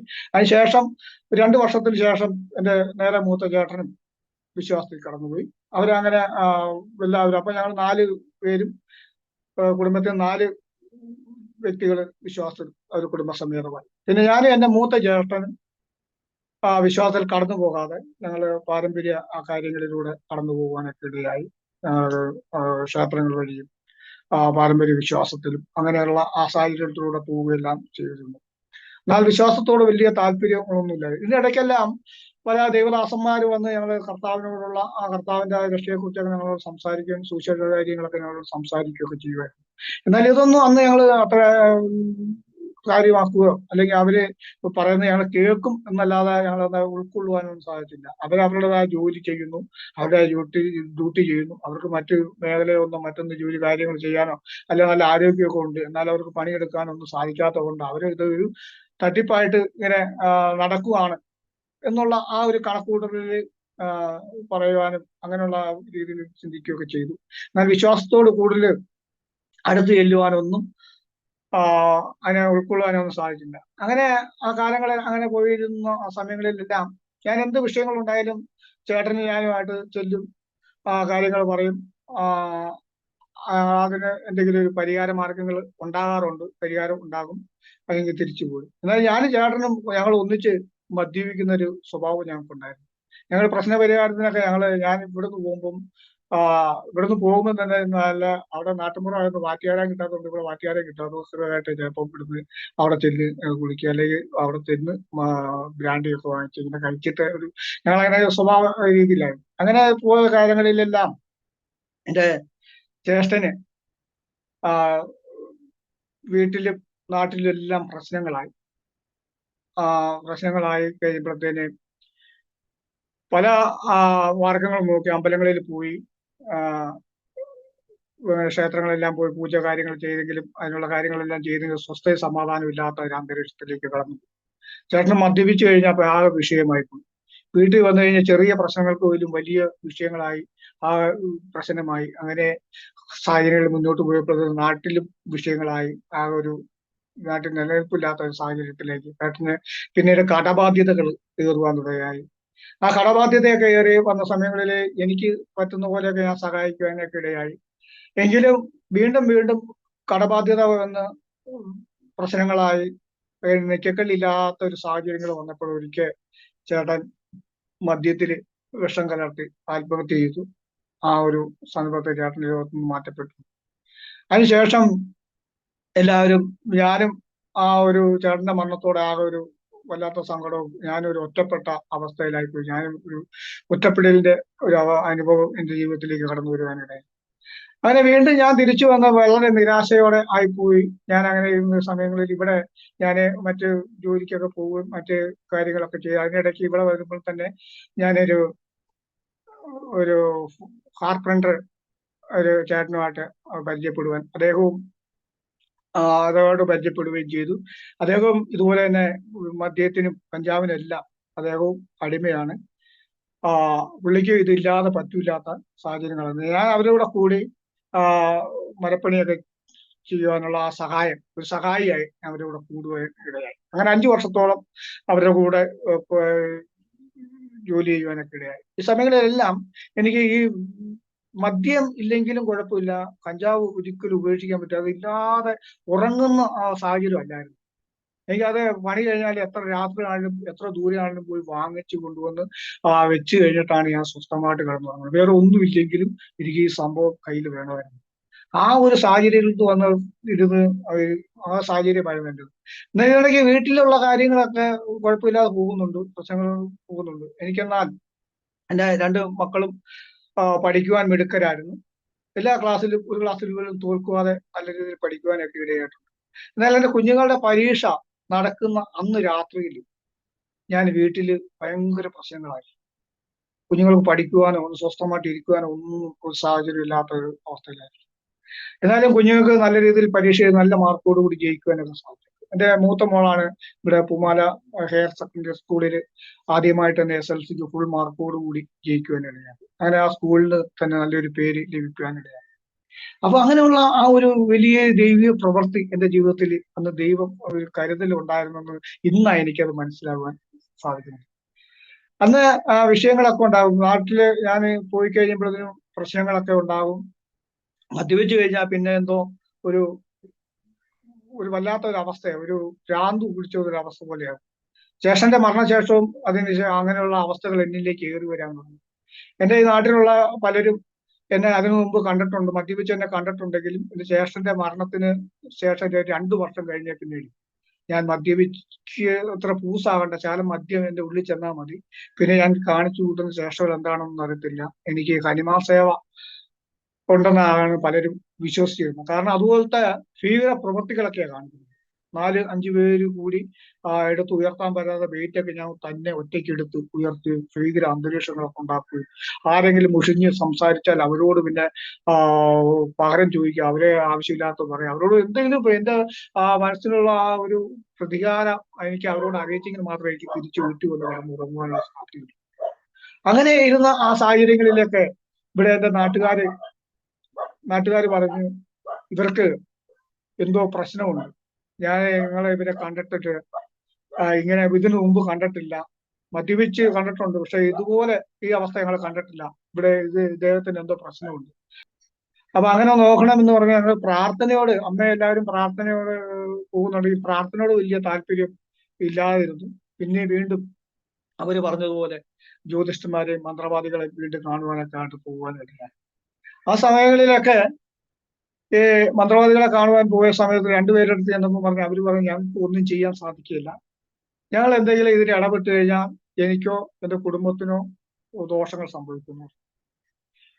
ആ ഒരു സാഹചര്യത്തിൽ അവരവിടെ നിന്ന് വിട്ടുപോയി. ഇത് കേട്ടപ്പോൾ എനിക്ക് വീണ്ടും നിരാശയായി. അപ്പൊ എനിക്ക് തന്നെ മനസ്സിലായി എന്നിലെന്തോ ഒരു പ്രശ്നമുണ്ട്, എന്നിലെന്തോ ഒരു വല്ലാത്ത ഒരു പ്രശ്നമുണ്ടെന്ന് എനിക്ക് തന്നെ മനസ്സിലാവുകയാണ്. ഇത് ഞാൻ പലപ്പോഴും പലരോടും പറഞ്ഞെങ്കിലും അവര് പറഞ്ഞു, ഇത് നിന്റെ ഒരു തോന്നലാണ്, കാരണം നീ മദ്യപിക്കുകയും കഞ്ചാവ് വലിക്കുകയൊക്കെ ചെയ്യുന്നത് കൊണ്ട് നിനക്കത് തോന്നുന്നതാണ്, നീ ഇതെല്ലാം നിർത്ത്, നീ ഇതിൽ നിന്നും രക്ഷപ്പെടുന്നു. ഞാൻ പലപ്പോഴും മദ്യപിക്കാതിരിക്കുവാൻ ഞാൻ ശ്രമിച്ചിട്ടുണ്ട്. മദ്യപിച്ചാലാണ് പ്രശ്നം, കഞ്ചാവ് വലിച്ചാൽ വലിയ പ്രശ്നമില്ല. മദ്യപിക്കാതിരിക്കാൻ ഞാൻ ശ്രമിച്ചിട്ടുണ്ട്. ഞാൻ 2 ദിവസം മദ്യപിക്കാതിരിക്കുവാൻ ഞാനിങ്ങനെ ശ്രമിക്കും. എന്നാൽ 2-ാമത്തെ ദിവസം 3-ാമത്തെ ദിവസം ആരോ എന്നെ വിളിച്ചുകൊണ്ട് പോകുന്ന പോലെ ഞാൻ ഇറങ്ങി പോവുകയും പൈസ ഒന്നും ഇല്ലേലും എനിക്ക് മദ്യം കിട്ടുകയും ഞാൻ മദ്യപിക്കുകയും ചെയ്യും. മദ്യപിച്ചു കഴിഞ്ഞാൽ പിന്നെ ഒരു 2 മണിക്കൂറോളം പിന്നെ പ്രശ്നങ്ങളാണ്. ആ പ്രശ്നങ്ങൾ ആയി കഴിഞ്ഞാൽ പിന്നെ നോർമലായി, പിന്നെ മദ്യം ഇല്ലെങ്കിൽ ഒരു കുഴപ്പമില്ല, പാവത്താനെ പോലെ ഇരിക്കും. ആ സന്ദർഭങ്ങളാണ് വീണ്ടും ഞങ്ങൾക്ക് ഗവൺമെന്റിൽ നിന്നും ഒരു വീട് അനുവദിച്ച് കിട്ടുവാനിടയായി. അതിന്റെ പണി തുടങ്ങുവാനായിട്ട് ആരംഭിച്ചു. അതിന്റെ പണി താമസിച്ച വീട് പൊളിച്ച് മറ്റേ ഷെഡ് കെട്ടി അതിന്റെ പണികൾ തുടങ്ങിയപ്പം എന്റെ ഈ പ്രശ്നങ്ങൾക്ക് ആദ്യത്തെക്കാലം ഇരട്ടി പ്രശ്നമായി, വിഷയങ്ങളായി. തൊടുന്നതിനും പിടിക്കുന്നതും എല്ലാം പ്രശ്നം. ഭാര്യ ഒന്ന് നോക്കിയാൽ പോലും പ്രശ്നം. നീ എന്തിനാ ആവശ്യമില്ലാതെ നീ എന്നെ എന്തോ ഉദ്ദേശം വെച്ച് നോക്കിയേ, ചുമ്മാ നോക്കിയാൽ പോലും മതി. അവര് പോകുന്ന വഴിക്ക് എന്തെങ്കിലും വേറെ വല്ല ആവശ്യത്തിന് വലിയ മൂടിയാൽ പോലും ഞാൻ അതിന് പോലും ആ കാര്യം പറഞ്ഞു പോലും വഴക്കും. നീ എന്നെ ഓർത്ത് എന്തോ കാര്യം ഓർത്താ എന്നെ മൂളിയിട്ട് പോയത്, മനസ്സിലെന്തോ തോന്നിട്ടാ എന്നോടുള്ള വൈരാഗ്യം വെച്ച് മൂളിയിട്ട് പോയതാ എന്നുള്ള ആ കാര്യത്തിൽ പിടിച്ച് അവൻ ഭയങ്കര വഴക്കുണ്ടാകും. നാട്ടുകാർ കേട്ടാ എനിക്കിട്ട് തല്ലി വെച്ച് തരുന്ന ആ വിഷയങ്ങളാണ്, നിസ്സാര പ്രശ്നങ്ങളാ, വലിയ വിഷയങ്ങളൊക്കെ ഉണ്ടാക്കി വീട്ടിലെ അന്തരീക്ഷം മുഴുവൻ നശിപ്പിക്കും. പലപ്പോഴും അവര് വെച്ച കഞ്ഞി കുടിക്കാതെ അവര് ഇരുന്ന സമയങ്ങൾ, അയൽവീട്ടിലും പറമ്പുകളിലും എല്ലാം പോയി കിടന്ന സമയങ്ങൾ. ഈ വിഷയങ്ങളെല്ലാം കഴിഞ്ഞ് ഒരു മണിക്കൂർ കഴിയുമ്പോൾ പിന്നെ ഞാൻ ഇവരെ അന്വേഷിച്ച് നടന്ന് ഇവരെ കണ്ടുപിടിക്കുക. അങ്ങനെയുള്ള സാഹചര്യങ്ങളാണ് എന്റെ വീട്ടിൽ സംഭവിച്ചത്. ഇവർക്ക് അറിയാം മദ്യക്ക് മാത്രമേ ഉള്ളൂ പ്രശ്നം, അത് കഴിഞ്ഞ് കഴിഞ്ഞാൽ വിഷയമില്ല എന്നുള്ള കാര്യം ഇവർക്കും അറിയാം. അതുകൊണ്ട് അങ്ങനെ ആ ജീവിതം മുന്നോട്ട് പോകുവാനൊക്കെ ഇടയായി. അതിന് ശേഷമാണ് ഈ വീട് പണി തുടങ്ങിയപ്പോഴത്തേന് വീണ്ടും വിഷയങ്ങളായി.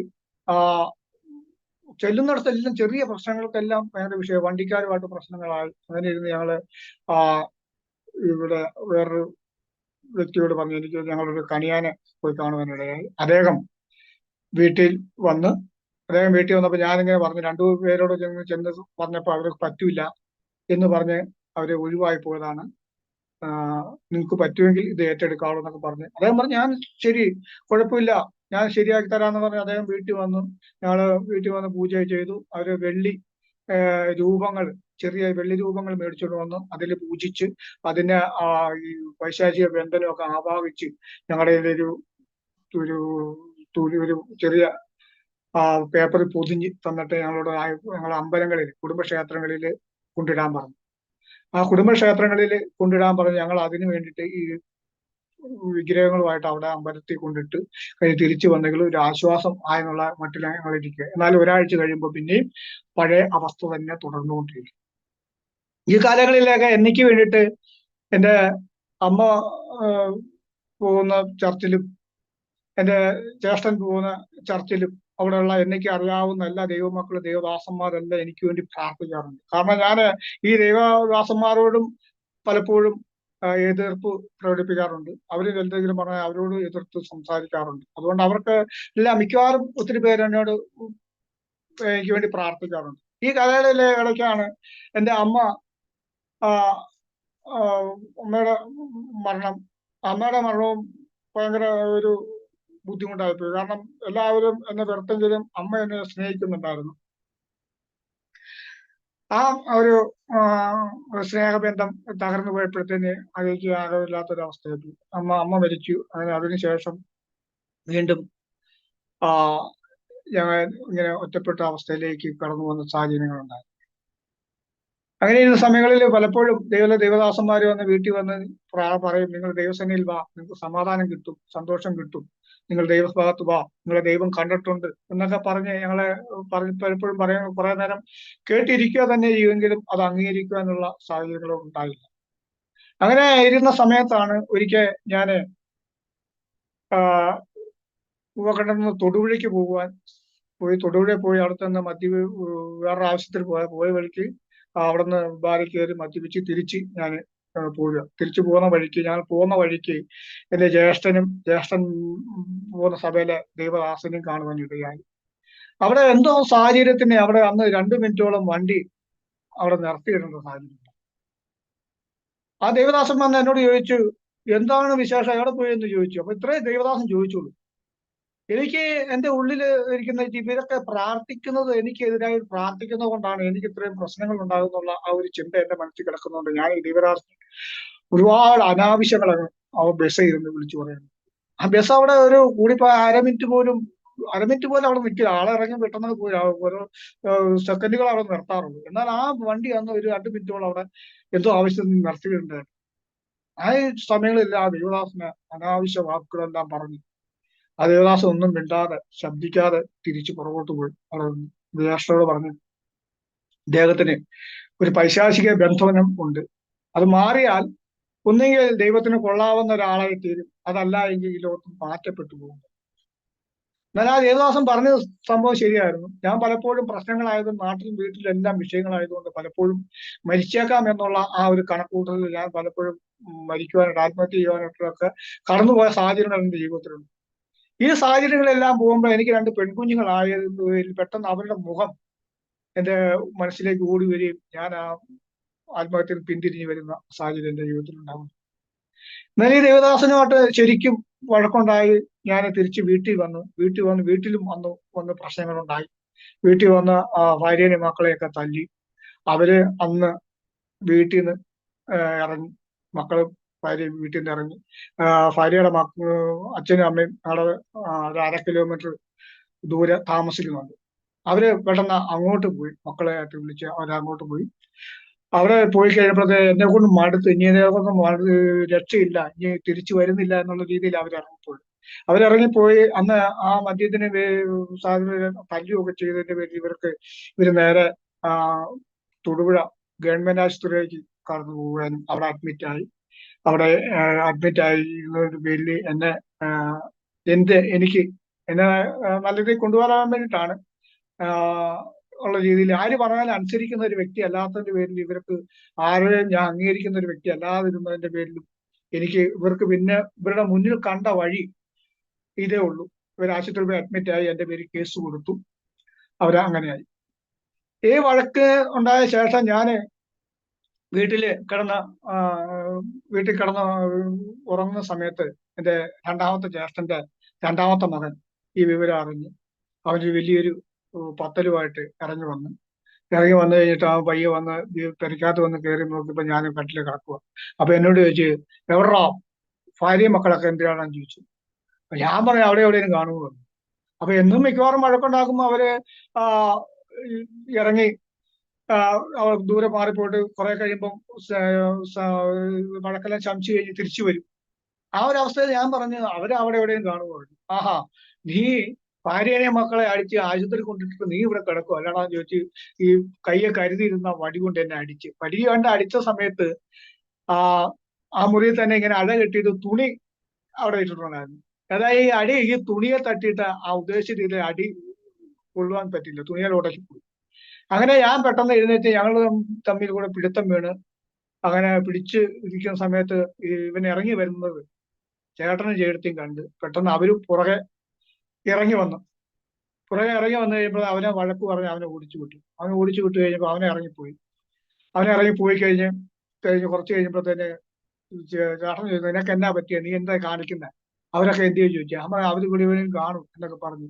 അത് നിനക്ക് എന്നാ സംഭവിച്ചെന്നൊക്കെ ചോദിച്ചു. അങ്ങനെ ഇരിക്കുന്ന സമയത്ത് ഞാൻ പെട്ടെന്നൊരു അപസ്മാര രോഗി വീഴുന്ന പോലത്തെ അവസ്ഥയിൽ ഞാൻ തലയിറങ്ങി താഴെ വീഴുകയും എന്റെ വായിക്കൂടെ നുരയും പതയൊക്കെ വരുന്ന അവസ്ഥ. അപ്പൊ ഈ സാഹചര്യം കണ്ടപ്പോഴത്തേന് എന്റെ ജ്യേഷ്ഠന് പേടി തോന്നി, അവൻ എന്തെല്ലാം ചെയ്തതായിരിക്കും, മോൻ എന്തെങ്കിലും ചെയ്തതായിരിക്കും എന്നുള്ള പേടി തോന്നി. പെട്ടെന്ന് ചേട്ടനും ചേട്ടനും കൂടെ എന്നെ അവിടെ നിന്ന് എടുത്ത് ഞാൻ കുഴഞ്ഞു വീണ് എഴുന്നേക്കാൻ പറ്റാത്ത സാഹചര്യം. അവിടെ നിന്ന് എടുത്ത് അവിടുന്ന് കുറച്ചു ദൂരം റോഡിലേക്ക് എത്താൻ കുറച്ച് നടപ്പ് വഴിയുണ്ട്. ഒരു മലയുടെ മണ്ടയ്ക്കാണ് വീട്. അവിടുന്ന് എന്നെ ഒരു വിധത്തിൽ അവിടെ ഇറക്കി റോട്ടിൽ കൊണ്ടുവന്ന് ഒരു ഓട്ടോ വിളിച്ച് എന്നെ ആശുപത്രി കൊണ്ടുപോയി.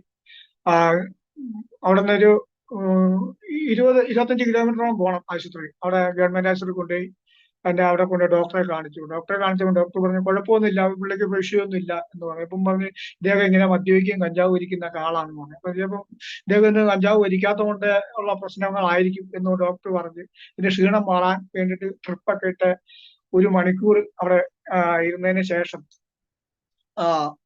എന്നെ വീട്ടിലേക്ക് പറഞ്ഞു വിട്ടു. ഈ സമയങ്ങളിൽ എൻ്റെ വൈഫും കുഞ്ഞുങ്ങളും ആ ഹോസ്പിറ്റലിൽ തന്നെ ഉണ്ട്. അവരും ഇത് അറിഞ്ഞ്. എന്റെ ചേട്ടന്റെ മൂത്ത മകൻ പറഞ്ഞു ഇന്നപോലെ പാപ്പിയെ ഇങ്ങനെ ആശുപത്രി കൊണ്ടുവന്നിട്ടുണ്ട് എന്നൊക്കെ പറഞ്ഞു. അവര് പറഞ്ഞു അതൊക്കെ പുള്ളിയുടെ അടവാ എന്നൊക്കെ പറഞ്ഞ് അവരവിടെ ഇരുന്ന്. അതിനുശേഷം വീട്ടിൽ വന്ന് കഴിഞ്ഞ് എന്നെ അവിടെ തന്നെ അന്ന് വീട്ടിൽ കിടത്താൻ അവർ മടിയായതുകൊണ്ട് എന്നെ വിളിച്ച് ജ്യേഷ്ഠന്റെ വീട്ടിൽ കൊണ്ടുപോയി കിടത്തി. അങ്ങനെ ഇരുന്ന് കഴിഞ്ഞിട്ട് പിറ്റേ ദിവസം ആ ദൈവദാസനെ ചേട്ടൻ വിളിക്കുവാനിടയായി. ചേട്ടൻ വിളിച്ച് അന്ന് ആ ദൈവദാസന് വരാൻ പറ്റൂല, വേറൊരു ദൈവദാസനെ വിട്ട് പ്രാർത്ഥിച്ച് എനിക്ക് വെള്ളമൊക്കെ പ്രാർത്ഥിച്ചു തന്നു. വെള്ളമൊക്കെ പ്രാർത്ഥിച്ചു കഴിഞ്ഞ് ആ വെള്ളം കുടിച്ച് കഴിഞ്ഞപ്പോൾ ഞാൻ ചെറുതായിട്ടൊന്ന് ഛർദ്ദിച്ചു കഴിഞ്ഞ് പിന്നെ അവിടെ മറ്റു കുഴപ്പമൊന്നുമില്ല. ഞാൻ അവിടെ ഇരുന്ന് അന്ന് കഴിഞ്ഞ് അതിനുശേഷം ഞായറാഴ്ചത്തെ ആരാധന കഴിഞ്ഞ് തിങ്കളാഴ്ച ദേവദാസൻ കടന്നു വന്നു. ജ്യേഷ്ഠന്റെ വീട്ടിൽ വെച്ച് തന്നെ 3 ദിവസത്തെ ഉപവാസ പ്രാർത്ഥനയ്ക്ക് അവരെ ക്രമീകരിച്ചു. 3 ദിവസം ഉപവാസ പ്രാർത്ഥന ഞാൻ പങ്കെടുത്തു. 3 ദിവസം ഉപവാസ പ്രാർത്ഥനയിൽ പങ്കെടുത്ത സമയത്ത് 3 ദിവസം എല്ലാവരും കടന്നു വന്നു. അപ്പൊ എന്റെ രണ്ടാമത്തെ പെങ്ങളെ വീടും ജ്യേഷ്ഠന്റെ വീടും ഞങ്ങളെ 3 പേരുടെ വീടും ഒരു പറമ്പിൽ തന്നെയാണ്. ഞങ്ങൾ അവിടെ നിന്ന് സ്ഥലം വെച്ച് ഒരു പറമ്പ് ഒന്നിച്ച് മേടിച്ച് അതിൽ വീതം വെച്ച് ഞങ്ങൾ 3 കുടുംബം ആയിട്ട് താമസിക്കുന്നു. അപ്പൊ ജ്യേഷ്ഠന്റെ വീട്ടില് ആ പ്രാർത്ഥന ക്രമീകരിച്ചു. അപ്പൊ എന്റെ വീട്ടില് വൈഫിനോടും കുഞ്ഞുങ്ങളോടും വൈഫിന്റെ മാതാപിതാക്കളോടും പറഞ്ഞു ഇതുപോലെ പ്രാർത്ഥനയുണ്ട് എന്ന് പറയാം. അന്നേരം അവര് പറഞ്ഞു അത് ചുമ്മാ ഇത് നിങ്ങളെല്ലാം കളിപ്പിക്കാൻ, നമ്മളെല്ലാം കളിപ്പിക്കാൻ വേണ്ടിയിട്ട് ഇത് കാണിക്കുന്ന ഒരു പരിപാടിയാണ്, ഞങ്ങളത് വിശ്വസിക്കില്ല എന്ന് പറഞ്ഞ് അവര് പിന്നെ അങ്ങനെ ഇരുന്നു. തിരിച്ച് എന്തായാലും ദേവദാസൻ എനിക്ക് വേണ്ടി 3 ദിവസം ഉപവസിച്ചു പ്രാർത്ഥിച്ചു. 3 ദിവസം ഉപവസിച്ചു പ്രാർത്ഥിച്ചു. 3-ാമത്തെ ദിവസം പ്രാർത്ഥന സമിതികളിൽ പ്രാർത്ഥന തീരാഞ്ഞത് ഉച്ചയായപ്പോൾ എനിക്ക് പൂർണ്ണമായ ഒരു വിടുതൽ അവിടെ ലഭിച്ചു. സ്തോത്രം. ആ ഒരു വിടുതൽ ഒരു അരമണിക്കൂറോളം ഞാൻ ആ പ്രാർത്ഥന ഹോളിൽ കിടന്ന് എന്തൊക്കെയോ ചേഷ്ടകൾ കാണിച്ചു, കാറുകയും കൂവുകയും ഒക്കെ ചെയ്തു. അതിനുശേഷം ഞാൻ ഒരു 10 മിനിറ്റോളം അബോധാവസ്ഥയിലായി പോയി. അവിടെ പിന്നെ എഴുന്നേറ്റ് സ്വസ്ഥതയുള്ള ഒരു മനുഷ്യനായി മാറി. ഈ സമയങ്ങളിലെല്ലാം ഇതെല്ലാം കഴിഞ്ഞ് കഴിഞ്ഞപ്പോഴത്തേന് എന്റെ വീടിന്റെ തൊട്ടടുത്ത് എന്റെ പെങ്ങളുടെ വീടിന്റെ മുറ്റത്തു നിന്ന് ഒരു പ്ലാവ്, കാറ്റ് ഒന്നും ഇല്ലായിരുന്നു, ചെറിയ കാറ്റടിച്ച്, എന്തെങ്കിലും അത് വലിയ പ്രശ്നമൊന്നും ഉള്ള കാറ്റല്ല, ആ പ്ലാവ് വട്ടം ഒടിഞ്ഞു പോവുകയാണ്. എന്നാൽ ആ പെരയ്ക്ക് ഒന്നും സംഭവിച്ചില്ല. എങ്ങനെയായാലും പെരയ്ക്ക് സംഭവിച്ചില്ല. പെരയോട് ചേർന്ന് ഒടിഞ്ഞ് താഴെ വീഴുവാനിടയായി. കാറ്റോ ഓളോ ഒന്നുമില്ല, ചെറിയൊരു കാറ്റടിച്ചു വീണു. അതിനുശേഷം ഞാൻ അവിടെ ദേവദാസൻ എന്റെ കൂടെ അവിടെ 4-5 ദിവസം ദേവദാസൻ എന്റെ കൂടെ തന്നെ ചെലവഴിക്കാനൊക്കെ ഇടയായി. അതിനുശേഷം എനിക്കൊരു സ്വസ്ഥതയുള്ള മനുഷ്യനാകുവാൻ ഇടയായി. ഈ സമയങ്ങളിലെല്ലാം ഭാര്യയും മക്കളും അവരുടെ വീട്ടിൽ തന്നെയാണ്. അങ്ങനെ ഇരുന്ന് ഒരാഴ്ച കഴിഞ്ഞപ്പം പോലീസ് കേസ് കൊടുത്ത് സ്റ്റേഷനിലേക്ക് എന്നെ വിളിക്കുവാനിടയായി. സ്റ്റേഷനിൽ പോയി. അവിടെ ചെന്ന് കഴിഞ്ഞപ്പോഴത്തേന് പോലീസ് ചോദിച്ചു മദ്യപിക്കാറുണ്ടോ, കഞ്ചാവ് വലിക്കാറുണ്ടോ എന്ന് ചോദിച്ചു. അപ്പൊ എന്നെ കുറിച്ച് ഇവരെ അന്വേഷിക്കുവാനൊക്കെ അതിനിടയ്ക്ക് ഇവര് പോലീസുകാരെ എന്നെ കുറിച്ച് അന്വേഷിക്കുവാനൊക്കെ ഇടയായി. അപ്പൊ ഞാനിവിടെ മദ്യപാനിയും കഞ്ചാവ് വലിയും പ്രശ്നക്കാരനൊക്കെ ആണെന്നുള്ള അറിവ് അവർക്ക് ലഭിക്കാനിടയായി. അപ്പൊ നീ ഒന്നും ഒളിക്കണ്ട, എല്ലാ കാര്യവും ഞങ്ങൾ അറിഞ്ഞു, നിന്നെ കുറിച്ച് ശരിക്കും അന്വേഷിച്ചിട്ടാണ് ഞാൻ നിങ്ങളെ വിളിച്ചത്, ഒന്നും മറക്കണ്ടെന്ന് പറയും. കഞ്ചാവൊക്കെ എവിടെ നിന്നാണ് കിട്ടുന്നതെന്ന് ചോദിച്ചു. കഞ്ചാവ് കിട്ടുന്ന ആളുടെ പേര് പറയാൻ പറ്റില്ല. ഞങ്ങൾക്ക് ഇയാളുടെ പേര് അറിയത്തില്ല, എങ്കിൽ ആശാനെന്ന് വിളിക്കുന്നത്. ഞാൻ പറഞ്ഞു പേര് അദ്ദേഹത്തിന്റെ അറിയത്തില്ല, അതുകൊണ്ട് ആശാനെന്ന് പറയുന്നത് എന്ന് പറഞ്ഞു.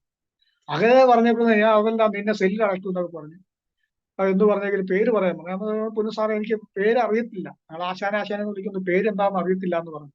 എങ്കിലും അവിടെ വന്നപ്പോൾ പിന്നെ ഭാര്യ പറഞ്ഞു ഇദ്ദേഹത്തിന് മറ്റു പ്രശ്നമൊന്നുമില്ല, ഇദ്ദേഹത്തിന് മദ്യപാനം ഞങ്ങൾക്ക് നിർത്തി കിട്ടിയാൽ മതി, വേറെ വിഷയമൊന്നുമില്ല, കുടുംബം നോക്കുന്നുണ്ട്, ഞങ്ങൾക്ക് ആവശ്യമായ കാര്യങ്ങളെല്ലാം ചെയ്യുന്നുണ്ട്, മദ്യപിച്ചു കഴിഞ്ഞാൽ പിന്നെ പ്രശ്നമാണ്, എന്തോ ഭ്രാന്ത് പോലെയൊക്കെയാണ്, വലിയ വിഷയങ്ങൾ, ഈ മദ്യപാനം ഒന്ന് മാറ്റി കിട്ടിയാൽ മാത്രം മതി എന്ന് പറയുന്നു. അങ്ങനെ ആ അവരെ അവരുടെ ആ വാക്കിനാൽ ഞങ്ങളെ വെറുതെ വിട്ടു. ഞാൻ പിന്നെ ഇവിടുന്ന് ഈ സ്റ്റേഷനിലൊന്നും പോയി എനിക്ക് അങ്ങനെയുള്ള പരിചയമൊന്നുമില്ല, ആദ്യമായിട്ടാണ് സ്റ്റേഷനിൽ പോകുന്നത്. ഇത്രയും വിഷയങ്ങളുണ്ടായാലും സ്റ്റേഷനിലൊന്നും പോകാനുള്ള, സ്റ്റേഷനിൽ പോകേണ്ട ഒരുപാട് കേസുകെട്ട് ഉണ്ടായാലും അവിടെയൊന്നും ദൈവം അത്ഭുതകരമായി വിടിവിച്ചു എന്നുള്ള കാര്യം ഇപ്പോഴാണ് ബോധ്യമാകുന്നത്. ഒരുപാട് പ്രശ്നങ്ങൾ ഉണ്ടായിട്ടുണ്ട്, ജാമ്യം പോലും കിട്ടാത്ത പ്രശ്നങ്ങളൊക്കെ എന്റെ ജീവിതത്തിൽ ഉണ്ടായിട്ടുണ്ട്. അവിടെയെല്ലാം ദൈവം വലിയ അത്ഭുതകരമായിട്ട് എന്നെ കാത്തു സൂക്ഷിച്ചു. അതിപ്പോഴാണ് അതിനെ കുറിച്ച് മനസ്സിലാക്കുന്നത്. അവിടെ നിന്ന് ഇവര് പറഞ്ഞു മദ്യപാനം മാറ്റി കിട്ടുവാനായിട്ട് മാറി കിട്ടിയാൽ മതി എന്ന് പറഞ്ഞു. അപ്പൊ മൂലമറ്റത്ത് വയലിൽ എന്ന് പറയുന്ന ആശുപത്രിയിൽ ഇതിന് മദ്യപാനത്തെ ചികിത്സിക്കുന്ന ഒരു ആശുപത്രിയാണ്. അവിടുന്ന് പെട്ടെന്ന് തന്നെ അങ്ങോട്ട് ആശുപത്രി പറഞ്ഞു വിട്ടു. ആശുപത്രി ഞങ്ങൾ ചെന്നു. അവിടെ ചെന്ന് ഡോക്ടറെ കണ്ടു. ഡോക്ടർ ഞങ്ങൾക്ക് മരുന്നൊക്കെ തന്നു. തിരിച്ച് വീട്ടിലേക്ക് പോന്നു. തിരിച്ച് വീട്ടിലേക്ക് പോകുന്ന സമയത്ത് പഞ്ചായത്ത് മെമ്പർ ഞങ്ങളുടെ കൂടെ ഉണ്ടായിരുന്നു. പഞ്ചായത്ത് മെമ്പർ കൂടെ ഉണ്ടാകുമ്പോൾ വൈഫിനോട് പറഞ്ഞു നിങ്ങൾ നേരെ വീട്ടിലേക്ക് പോകുന്നു. വൈഫ് പറഞ്ഞു ഞങ്ങൾ ഞാൻ വരില്ല എന്നൊക്കെ പറഞ്ഞു.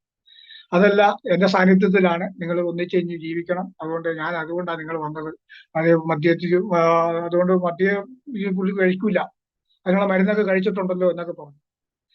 അത് കഴിഞ്ഞ് ഞങ്ങള് ഭാര്യയൊക്കെ ആയിട്ട് വീട്ടിൽ വന്ന് കഴിഞ്ഞ് വീട്ടിൽ സന്തോഷമായിട്ട് പോകാനൊക്കെ ഇടയായി. അതിനിടയിൽ ദൈവദാസൻ പറഞ്ഞ് ദൈവമാണ് നിന്നെ വിടിവിച്ചത്, അതുകൊണ്ട് മരുന്ന് കഴിക്കേണ്ട ആവശ്യമില്ല എന്ന് പറഞ്ഞു. അപ്പം ഈ ഒരു സാഹചര്യത്തില് വീട്ടില് കുടുംബത്തിന് അത്ര താല്പര്യം തോന്നുന്നില്ല മരുന്ന് കഴിക്കണമെന്ന് പറഞ്ഞു. അവരെ നിർബന്ധത്തിൽ ഞാൻ ഒരു ദിവസം മരുന്ന് കഴിച്ചു. മരുന്ന് കഴിച്ചപ്പോൾ തന്നെ എനിക്ക് പിന്നെ ആ ഒരു മാനസിക കുത്തൽ എനിക്കുണ്ടാകുന്നു. ഞാൻ ആ മരുന്ന് മൊത്തം എടുത്ത് ദൂരെ കളഞ്ഞു. ദൈവം വിടിയിച്ചതാണെങ്കിൽ ദൈവം എന്നെ കാത്തു പരിപാലിക്കും എന്നുള്ള ആ ഒരു ആത്മീയ ഉറപ്പ്, ആ ഒരു ചിന്ത എന്റെ ഹൃദയത്തിലേക്ക് വന്ന് ഞാൻ മരുന്നെടുത്ത് കളയുവാൻ ഇടയായി. അതിനുശേഷം വീട്ടിൽ താമസിക്കുന്ന സമയത്ത് എനിക്ക് പിന്നെ പുറത്തേക്ക് ഇറങ്ങാൻ ഒരു മടി. കാരണം ഞാൻ ഈ ബന്ധുക്കൂസ് സമുദായത്തെയും പാസ്റ്റർമാരും എല്ലാം അനാവശ്യ കാര്യങ്ങളൊക്കെ പറഞ്ഞ് നടന്ന വ്യക്തിയായതിന്റെ പേരിൽ പുറത്തേക്ക് ഇറങ്ങാൻ മടി.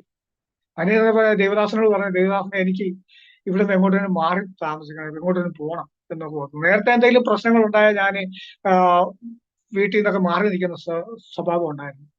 അപ്പൊ എനിക്ക് വീട്ടിൽ എവിടെ ചേട്ടന്റെ വീട്ടിലോ കൂട്ടുകാരുടെ വീട്ടിലോ അങ്ങനെ എവിടെയെങ്കിലും പോയി നിൽക്കുവാനൊക്കെ സാധിക്കും. ഒരാഴ്ചയോളം നിൽക്കുവാനുള്ള അവസരമുണ്ട്. എന്നാൽ ദിവസേന വന്നപ്പോഴത്തേന് എനിക്ക് ഒളിച്ചിരിക്കാൻ ഒരു സ്ഥലം കാണുന്നില്ല. എന്ന് വെച്ചാൽ എങ്ങും ഇരുളില്ല, എല്ലായിടത്തും വെളിച്ചമാണ്. അപ്പൊ ആ വെളിച്ചം എന്റെ ഉള്ളിലേക്ക് വന്നപ്പോഴത്തേന് എനിക്ക് ഒളിച്ചിരിക്കാൻ സ്ഥലമില്ലാത്ത അവസ്ഥയായി. ആ അവസ്ഥ കണ്ടുകൊണ്ടാണ് ഞാൻ ദേവദാസനോട് പറഞ്ഞത്, ദേവദാസൻ എനിക്ക് ഇവിടെ നിൽക്കാൻ ഒരു ബുദ്ധിമുട്ടുണ്ട്, എനിക്ക് എന്നെ അങ്ങോട്ട് മാറ്റണമെന്ന് പറഞ്ഞു. ആ ഒന്ന് ആലോചിക്കട്ടെ എന്ന് പറഞ്ഞ ദേവദാസൻ പോയി. 2 ആഴ്ച കഴിഞ്ഞ് ദേവദാസൻ എന്നോട് ചോദിച്ചു, ബൈബിൾ വചനം പഠിക്കുവാൻ താല്പര്യമുണ്ടോ എന്ന് ചോദിച്ചു. ഞാൻ പറഞ്ഞു, ബൈബിൾ വചനം പഠിക്കാൻ താല്പര്യമുണ്ട്, പക്ഷെ അതിനുള്ള വിദ്യാഭ്യാസ യോഗ്യത എനിക്കില്ല എന്നുള്ളതാണ് പറയും. എന്തായാലും ഞാൻ സംസാരിക്കട്ടെ എന്നുള്ളത് ഒരു പാലക്കാടുള്ള ഒരു ബൈബിൾ കോളേജിലെ പ്രിൻസിപ്പാളുമായിട്ട് സംസാരിക്കാൻ ഇടയായി. അപ്പൊ പ്രിൻസിപ്പാൾ പറഞ്ഞ ഒന്ന് ആലോചിക്കട്ടെ, എന്തായാലും നിങ്ങൾ വരാൻ പറഞ്ഞു. ആ പറഞ്ഞതിന്റെ ഒരു മാസം കഴിഞ്ഞപ്പോൾ അവിടെ പുതിയ അഡ്മിഷൻ തുടങ്ങുവാണ്. എന്നെയും കൊണ്ടുപോയി, എന്നെയും ചെന്ന് അവിടെ ചെന്ന് കാര്യങ്ങളൊക്കെ പറഞ്ഞപ്പോൾ ദേവദാസൻ പറഞ്ഞപ്പോ സ്കൂൾ സർട്ടിഫിക്കറ്റ് അത്യാവശ്യമാണ്, അതില്ലാതെ സാധിക്കുകയില്ല എന്ന് പറഞ്ഞ് അവിടുന്ന് പറഞ്ഞു വിട്ടെങ്കിലും 2 ആഴ്ച കഴിഞ്ഞപ്പം അവിടുന്ന് പ്രിൻസിപ്പാൾ വിളിച്ചു. എന്തായാലും ദൈവഹിതമായിരിക്കാം, ഹെഡ് ഓഫീസിൽ നിന്ന് ഈ വിവരം സംസാരിച്ചപ്പം അദ്ദേഹത്തെ വചനം പഠിപ്പിക്കണം എന്നുള്ള ഓർഡർ കിട്ടിയെന്ന് പറഞ്ഞു. അങ്ങനെ ബൈബിൾ കോളേജിൽ പോകാൻ ദൈവകൃപയാൽ അവസരം ഒരുക്കി ബൈബിൾ കോളേജിൽ പോകാനൊക്കെ ഇടയായി. അവിടെ മാസത്തിൽ 10 ദിവസമാണ് ക്ലാസ്. ഒരു മാസത്തിൽ 10 ദിവസം, 3 ക്ലാസ്സുകൾ അവിടെ ഒരു മാസത്തിൽ നടക്കുന്നതുകൊണ്ട് ഓരോ ബാച്ച് 10 ദിവസം മുതൽ ക്ലാസ് എടുക്കും. അങ്ങനെ 10 ദിവസത്തെ ക്ലാസ് പഠിക്കുവാനിടയായി. അങ്ങനെ 3 വർഷത്തോളം വചനം പഠിക്കുവാൻ ഇടയായി. ഇതിനിടയിൽ എനിക്ക് ഡെങ്കിപ്പനി വന്ന് 2 മാസത്തോളം ക്ലാസ് മുടങ്ങി പോയി. ഈ സാഹചര്യങ്ങളിലൊക്കെ കുഞ്ഞുങ്ങൾക്ക് മക്കൾക്ക് അത്ര താല്പര്യമല്ലായിരുന്നു, വിശ്വാസത്തെ കടന്നു വന്നത് അത്ര താല്പര്യമല്ലായിരുന്നു. എങ്കിലും അവര് ആദ്യമേ എന്തായാലും അച്ചായുടെ മദ്യപാനത്തിനൊക്കെ മാറ്റം വന്നല്ലോ എന്നുള്ള ആ ഒരു സമാധാനത്തിൽ പിന്നെ അവരും അത് അംഗീകരിച്ചു. മൂത്ത മോൾക്ക് തീരെ ഇഷ്ടമല്ലായിരുന്നെങ്കിലും എന്റെ മൂത്ത മോളാണ് ആദ്യമേ സ്നാനപ്പെടുവാനൊക്കെ ഉള്ളതായത്. കുഞ്ഞുങ്ങൾക്ക് പഠിക്കുവാനുള്ള നല്ല അവസരങ്ങളൊക്കെ ലഭിച്ചു. എന്റെ മൂത്ത മോൾ IT BTech പഠിക്കുവാനുള്ള സാഹചര്യം ഒത്തു. ഇളയ മോൾക്ക് ഡിപ്ലോമ പഠിച്ചതിന് ശേഷം BCA പഠിക്കുവാനൊക്കെ ഉള്ള സാഹചര്യം കിട്ടി. കുഞ്ഞുങ്ങൾക്ക് 2 പേർക്കും നല്ല വിദ്യാഭ്യാസ മേഖല ലഭിക്കുവാനൊക്കെ ദൈവം കൃപ നൽകി. എന്റെ ബൈബിൾ കോളേജ് പഠനത്തിന് ശേഷം ഞാൻ വീണ്ടും എന്ത് ചെയ്യും എന്നുള്ള ആ ഒരു കാഴ്ചപ്പാട്, എന്റെ വിദ്യാഭ്യാസ യോഗ്യതയാണ് എന്നെ കൂടുതലായിട്ട് അലട്ടുന്നത്. അപ്പൊ ആ ഒരു സാഹചര്യത്തിൽ വീണ്ടും എന്ത് ചെയ്യും, ഒരു ചർച്ചിന്റേതായ ഒരു അവസ്ഥയിലേക്ക് പോകാനുള്ള അങ്ങനെയുള്ള പ്ലാനൊന്നും ഞാൻ എന്റെ മനസ്സിലേക്ക് തോന്നിയില്ല. വീണ്ടും ഞാൻ ജോലിക്കായി കടന്നു പോകാൻ പോയി. മറ്റേ പഴയ കൂലിപ്പണി അങ്ങനെയുള്ള കാര്യങ്ങളിലേക്ക് കടന്നു പോയെങ്കിലും അവിടെ ചെന്ന് 2 ദിവസത്തിൽ കൂടുതൽ അവരുമായിട്ട് യോജിച്ചു പോകാൻ പറ്റില്ല. കാരണം അവിടെ ചെന്നപ്പോഴത്തേന് അവരുടെ സംസാരവും ഇടപെടലും ഒക്കെ എനിക്ക് വളരെ ബുദ്ധിമുട്ടുണ്ടായി. അവരുടെ വർത്തമാനങ്ങളൊക്കെ, പണ്ട് ഞാൻ ആ ലോകത്തായിരുന്നു എങ്കിൽ ആ ലോകത്ത് ഞാൻ മാറ്റപ്പെട്ട് വന്നു കഴിയുമ്പോൾ എനിക്ക് അവരുമായിട്ട് യോജിക്കാൻ പറ്റാത്ത ആ സാഹചര്യത്തിൽ എനിക്ക് 2 ദിവസം കഴിഞ്ഞപ്പോൾ ഞാൻ അവിടുന്ന് പണിക്ക് പോക്ക് വേണ്ടാന്ന് വെച്ച് ഞാൻ വീട്ടിൽ തിരിച്ചെത്തി. അങ്ങനെ ഇരുന്നാൽ പറ്റിയല്ല. പിന്നെ വീട്ടിലെ സാഹചര്യം വേറെ വരുമാനമൊന്നും ഇല്ലല്ലോ. അത് കഴിഞ്ഞ് പിന്നെ ഒരു 2 ആഴ്ച കഴിഞ്ഞ് വീണ്ടും പണിക്ക് പോയപ്പോഴും ഈ അവസ്ഥ തന്നെയാണ് പിന്നെ എന്നെ അലട്ടിക്കൊണ്ടിരിക്കുന്നത്. പിന്നെ ഞാൻ തിരിച്ച് വീട്ടിൽ വന്ന് ദൈവത്തോട് പ്രാർത്ഥിച്ചു, ദൈവമേ ഞാൻ എന്ത് ചെയ്യണം എന്നവർക്ക് ഒരു ദിവസം എന്റെ ഹൃദയത്തിലേക്ക് വന്ന ഒരാഴ്ചയിൽ 3 ദിവസം ഉപവസിക്കാം. അപ്പൊ ഞായറാഴ്ച ആരാധനയ്ക്ക് ശേഷം തിങ്കൾ ചൊവ്വ ബുധൻ 3 ദിവസം ഉപവസിക്കാമെന്ന പ്ലാനിനോർത്ത് ഞാൻ ഒരു 3 ദിവസം ഉപവസിച്ചു. 2ാമത്തെ ആഴ്ച ഉപവസിച്ചു. അപ്പം തിങ്കളാഴ്ച ഉപവസിച്ചു. ചൊവ്വാഴ്ച വെളുപ്പിന് 4 മണിയാകുമ്പോൾ ഞാൻ എഴുന്നേറ്റു. 4 മണിയാകുമ്പോൾ എഴുന്നേറ്റപ്പോൾ ആരും എന്നോട് പറയുന്നു, അവിടെ ഒരു 3 കിലോമീറ്റർ മാറി ഒരു IPC ചർച്ച് ഉണ്ട്, IPC ചർച്ചിലെ ദൈവദാസനെ കാണാൻ എന്നുള്ള ഒരു ചിന്ത, ആ ഒരു ആഗ്രഹം എന്റെ ഉള്ളിലേക്ക് കടന്നു വന്നിട്ട് ഞാൻ എഴുന്നേറ്റ് എനിക്ക് പിന്നെ ഉറങ്ങുവാൻ സാധിക്കില്ല. നേരം വെളുക്കുന്നത് നോക്കി ഞാൻ ഇരിക്കുക. നേരം വെളുക്കുന്ന നോക്കിയിരുന്ന് ഒരു സകലം വഴി കാണത്തക്ക രീതിയിൽ വെട്ടവും വീണപ്പോൾ ഞാൻ ഇറങ്ങി ദേവദാസനെ കാണുവാനായിട്ട് ചെന്ന് അവരെ ചർച്ചിൽ ചെന്ന് വിളിച്ച് ഞാൻ ചെന്നാണ് അവരെ വിളിച്ച് എഴുന്നേൽപ്പിക്കുന്നത്. അത്രയും രാവിലെ ചെന്ന് കഴിയുമ്പോൾ അവര് ചോദിച്ചു, ഇത്ര വെളുപ്പിന് വന്ന എന്താണ്, എന്താ വിശേഷം എന്ന് ചോദിച്ചു. അവരും പെട്ടെന്ന് അത്ര രാവിലെ ചെന്നുകൊണ്ട് അവർക്ക് ഒരു പേടി തോന്നി. ഞാൻ പറഞ്ഞു, വിശേഷമൊന്നുമില്ല, എനിക്ക് രാവിലെ 4 മണിയാകുമ്പോൾ ദേവദാസനെ കാണണമെന്നുള്ള ആ ഒരു ആശയം, ഞാൻ ഉറങ്ങാൻ പറ്റില്ല, അങ്ങനെ ഞാൻ കടന്നു വന്നാന്ന് പറഞ്ഞു. എന്നാൽ ഏത് ഇരിക്കുക എന്നൊക്കെ പറഞ്ഞ് പിന്നെ പെട്ടെന്ന് തന്നെ അവര് ചായയൊക്കെ ഇട്ട് തന്ന് വിശേഷമൊക്കെ ചോദിച്ചു. അങ്ങനെ പറഞ്ഞു. അപ്പൊ ഞാൻ ബൈബിൾ കോളേജിൽ പോകുന്നുണ്ട്, ബൈബിൾ വചനം പഠിക്കുന്നുണ്ട് എന്നുള്ള എല്ലാ വിവരവും അറിയാം. ഞാൻ ഈ വെള്ളിയാമറ്റം പഞ്ചായത്തിന്റെ ഒരു ഭാഗം ഒരു 4 വാർഡിൽ ഞാൻ കർത്താവിനെ പറയണ്ട, ഞാനൊരു സാക്ഷിയാണ്. അപ്പൊ എന്റെ ഒരു മാറ്റവും എല്ലാം ഈ ദേശത്ത് തന്നെ വലിയൊരു വാർത്തയായി. എന്റെ ഒരു മാറ്റം അനേകർക്ക് കർത്താവിനെ ദൈവവും ഒന്ന് രക്ഷകനുമായിട്ട് അവരുടെ ഹൃദയത്തിൽ വിശ്വസിക്കാനുള്ള ഒരു സാഹചര്യം എന്റെ മാറ്റത്തിലൂടെ അറിയുവാൻ സാഹചര്യമായി. പല ഹൈന്ദവ ഭവനത്തിൽ നിന്നും പള്ളിയിലെ സ്ഥിരമായി പോകുന്നില്ല എങ്കിലും അവർ പലപ്പോഴും പല ആരാധനയ്ക്കും ഞായറാഴ്ച ദിവസങ്ങളിൽ കടന്നു പോകുന്ന സാഹചര്യം ഉണ്ടായിരുന്നു. ഇവിടുന്ന് കിലോമീറ്ററുകൾ ദൂരെയാണ് അവർ പോകുന്നത്. സ്വന്തം വീട്ടുകാരോ നാട്ടുകാരോ അറിയരുത് എന്ന ആ ഒരു ഭാവത്തോടെയാണ് അവർ കടന്നു പോകുന്നത്. അപ്പൊ എന്റെ ഒരു മാറ്റം ഈ ദേശത്ത് വലിയൊരു ഉണർവ് തന്നെ സംഭവിച്ചിട്ടുണ്ട്. അന്ന് എന്നെ നേരത്തെ കണ്ടിരുന്ന ആൾക്കാര് എന്നെ കാണുമ്പോൾ മുഖമെല്ലാം കറുപ്പിച്ച് ചിലപ്പോൾ ചിലർ കറുപ്പിച്ച് തുപ്പിയിട്ടൊക്കെ എഴുന്നേറ്റ് പോകുന്ന സാഹചര്യങ്ങളാണ്. എന്നാൽ അവര് പിന്നീട് എന്നെ കാണുമ്പോൾ വളരെ സ്നേഹത്തോടെയും ആദരവോടെയും എന്നെ കാണുമ്പോൾ അവർ ആ ഒരു സ്നേഹവും അവരെന്ന് എഴുന്നേറ്റ് നിൽക്കുന്ന ആ ഒരു സാഹചര്യങ്ങളൊക്കെ വരുമ്പോൾ എന്നെ അറിയാതെ തന്നെ എന്റെ കണ്ണു നിറഞ്ഞു പോകുന്ന സാഹചര്യങ്ങൾ ഉണ്ടാവും. ആ ഒരു അവസ്ഥയിലൂടെ എന്നെ ദൈവം വളരെയധികം മാറ്റി. ഇതിന്റെ മുമ്പിൽ തന്നെ എനിക്ക് ബൈബിൾ കോളേജിൽ പഠിച്ചിരുന്ന സമയത്ത് എനിക്ക് വലിയൊരു അനുഭവം, ഈ ഒരു സാഹചര്യങ്ങളിലെ ഞാൻ ബൈബിൾ കോളേജിൽ പഠിച്ച സമയത്ത് എനിക്ക് പലപ്പോഴും ഈ കഞ്ചാവ് വലിക്കണമെന്നുള്ള ഒരു ആശക്തി തോന്നിയിട്ടുണ്ട്. അപ്പൊ അങ്ങനെ വന്ന സമയത്തിൽ ഞാൻ അവിടെ സാറിനോട് പറഞ്ഞ് സാറും ഞങ്ങളൊക്കെ പ്രാർത്ഥിച്ചങ്ങ് മാറുന്നു. 2 വർഷം കഴിഞ്ഞപ്പോൾ ഞാൻ വീട്ടിൽ വന്നപ്പം ഭാര്യ തൊഴിലുറപ്പ് പണിക്കൊക്കെ പോകാനിടയായി. അത് ഞാൻ തന്നെ ഉള്ളൂ. അന്ന് ഇതുപോലെ കഞ്ചാവ് വലിക്കുവാനുള്ള ആ ആശക്തി ഒരു രക്ഷയില്ല, പ്രാർത്ഥിച്ചിട്ടൊന്നും മാറുന്നില്ല. ഞാൻ അവിടെ നിന്ന് വലിയ ആകെ ഒരു 50 രൂപയുള്ളൂ. ഞാൻ അടുത്ത അയൽവക്ക വീട്ടിൽ ചെന്ന് ഒരു 100 രൂപ അമ്മച്ചിയോട് കടം മേടിച്ചു. അത് കഴിഞ്ഞ് ഞങ്ങൾ ആവറന്ന് ഇറങ്ങി ഇവിടെ ഇവിടെ ഒരു പലചരക്ക് കടയുണ്ട്, പലചരക്ക് കടയിൽ നിന്ന് 150 രൂപ വാങ്ങിച്ചു. അവിടെ മേടിച്ചുകൊണ്ട് ഞാൻ കഞ്ചാവ് മേടിക്കാനായിട്ട് പോവാ. അങ്ങനെ പോയി കഴിഞ്ഞപ്പോൾ ഞാൻ ആദ്യമേ ഈ കാർപ്പൻ്ററായിട്ട് വർക്ക് ചെയ്ത ആ വർക്ക്ഷോപ്പിൽ ഞാൻ കടന്നു ചെന്നു. അവിടെ ചെന്നപ്പോൾ മിക്കവാറും അവിടെ സംഭവം ഉണ്ടാകും, അദ്ദേഹം മരിക്കുന്ന ആളാണ്. അത് കഴിയുമ്പോഴത്തേനും അവിടെ ചെന്ന് കഴിയുമ്പോൾ ഞാൻ അവിടെ സ്ഥിരം 5 വർഷത്തോളം ഉള്ളതുകൊണ്ട് അവിടെ ചെന്നപ്പോൾ അദ്ദേഹം ഇല്ലായിരുന്ന സമയത്ത് ഞാൻ എന്ത് ചെയ്തു, അവിടെ മുഴുവൻ എല്ലായിടത്തും തപ്പി. ഈ കഞ്ചാവ് വയ്ക്കുന്ന സ്ഥലമൊക്കെ എനിക്കറിയാം, ഞാനാണ് മിക്കവാറും മേടിച്ചുകൊണ്ട് വെക്കുന്നത്. ഇദ്ദേഹം ഒരു വീഡിയോ വലിച്ച് പകുതിയോ 3/4 ഭാഗമാകുമ്പോൾ മാറ്റി വെക്കാറുണ്ട്. ഇതെല്ലാം അവിടെ ചെന്ന് നോക്കിയിട്ട് ഇതൊന്നും കിട്ടിയില്ല. അവസാനം കുറ്റിപിടി ഉണ്ടോ എന്നൊക്കെ നോക്കി, കുറ്റിപിടി പോലും കിട്ടിയില്ല. അവിടെ നിന്ന് ഞാൻ തിരിച്ച് അവിടെ നിന്ന് മാറി ഒരു 8 കിലോമീറ്റർ മാറി ഒരു വിൽപ്പനക്കാരനുണ്ട്, അവിടെ ചെന്നപ്പോഴത്തേന് അദ്ദേഹത്തിനെ അന്ന് തലേന്ന് വൈകിട്ട് പോലീസ് പിടിച്ച് ജയിലിലടച്ചു. അദ്ദേഹത്തെ അന്ന് വരെ 10-20 വർഷമായിട്ട് വിൽപ്പനക്കാരനാണ്, അന്ന് വരെ അദ്ദേഹത്തെ പിടിച്ചിട്ടില്ല. ഞാൻ അങ്ങനെ അവിടെ നിന്ന് നിരാശനായി ഞാൻ നേരെ തൊടുപുഴ ചെന്ന്, മാർക്കറ്റിൽ ഇഷ്ടം പോലെ കിട്ടുന്നതാണ്, മാർക്കറ്റിൽ തൊടുപുഴ ചെന്ന് കഴിഞ്ഞപ്പം അവിടെ ചെന്ന് അന്വേഷിച്ചപ്പോൾ ഇതേ അനുഭവം തന്നെ. അതിന് തലേ വൈകിട്ട് അവിടെയുള്ള ഒരു 10-20 പേര്, 3-4 വിൽപ്പനക്കാരും 10-20 ഏജന്റുമാരും ഉണ്ട്. അതിലെ ഒരു 3-4 പേരല്ലാത്ത എല്ലാവരെയും പോലീസ് പിടിച്ച് ജയിലിലാക്കി. ചെന്ന് കിട്ടാത്ത നിരാശയിൽ ഞാൻ ആകെ കയറി ബാറിലേക്ക് നേരെ ചെന്നു. ബാറിലേക്ക് കയറി ഒരു 10 അടി മുന്നോട്ട് നടന്നപ്പോഴത്തേന് ആരോ ദൂരെ നിന്ന് വിളിച്ചു പറയുന്ന പോലെ വേണ്ട എന്ന് പറയുന്ന ഒരു ശബ്ദം എന്റെ ഉള്ളിലേക്ക് വരുവാനാണ്. ഞാൻ പെട്ടെന്ന് അവിടെ മുന്നോട്ട് ഒന്നും ചലിക്കാൻ പറ്റൂലാത്ത അവസ്ഥയിൽ ഞാൻ അവിടെ നിന്നുപോയിട്ട് പെട്ടെന്ന് ഞാൻ പുറത്തിറങ്ങി. അത് മാർക്കറ്റിന് ഇഷ്ടംപോലെ ആൾക്കാരൊക്കെ ഉണ്ടായിരുന്നു. അങ്ങനെ വന്ന് കഴിഞ്ഞപ്പോഴത്തേന് ഞാൻ അവിടെ നിന്ന് എന്റെ നിയന്ത്രണം വിട്ടുപോയി. ഞാൻ അവിടെ നിന്ന് പൊട്ടിക്കരയാനിടയിൽ, ചന്ത വെച്ച് തന്നെ പൊട്ടിക്കരഞ്ഞ് ആൾക്കാരെല്ലാം ശ്രദ്ധിച്ചു. ഒരു 5 മിനിറ്റോളം എനിക്ക് ഒരു പരിസരബോധം ഉണ്ടാകും. ഒരു 5 മിനിറ്റോളം സമയം എടുക്കേണ്ടി വന്നു. ഞാൻ അതിനുശേഷം അവിടെ നിന്ന് ചന്തയിൽ നിന്ന് വെളിയിൽ ഇറങ്ങി പെട്ടെന്ന് തന്നെ നാട്ടിലേക്കുള്ള വണ്ടി വന്ന് ഞാൻ അത് കയറി തിരിച്ചു വീട്ടിൽ. ഇതെല്ലാം ഒരു സ്വപ്നം പോലെ ഒരു 3 മണിക്കൂർ കൊണ്ട് നടന്നു. ആ ഒരു വലിയ എനിക്ക് കർത്താവിനോടുള്ള കൂടുതലൊരു വിശ്വാസം, ഏറ്റവും കൂടുതലൊരു വിശ്വാസം ആ ഒരു സംഭവം എന്നെ ഏറ്റവും ഒരു വലിയൊരു അനുഗ്രഹമായിട്ട്, കാരണം അതൊരു വിശ്വാസമായിട്ട്. കാരണം എന്റെ ജീവിതത്തിൽ ആദ്യമായിട്ട് മറ്റുള്ളവർ പറഞ്ഞുള്ള വിശ്വാസമല്ല, ഞാൻ അനുഭവിച്ചൊരു വിശ്വാസം.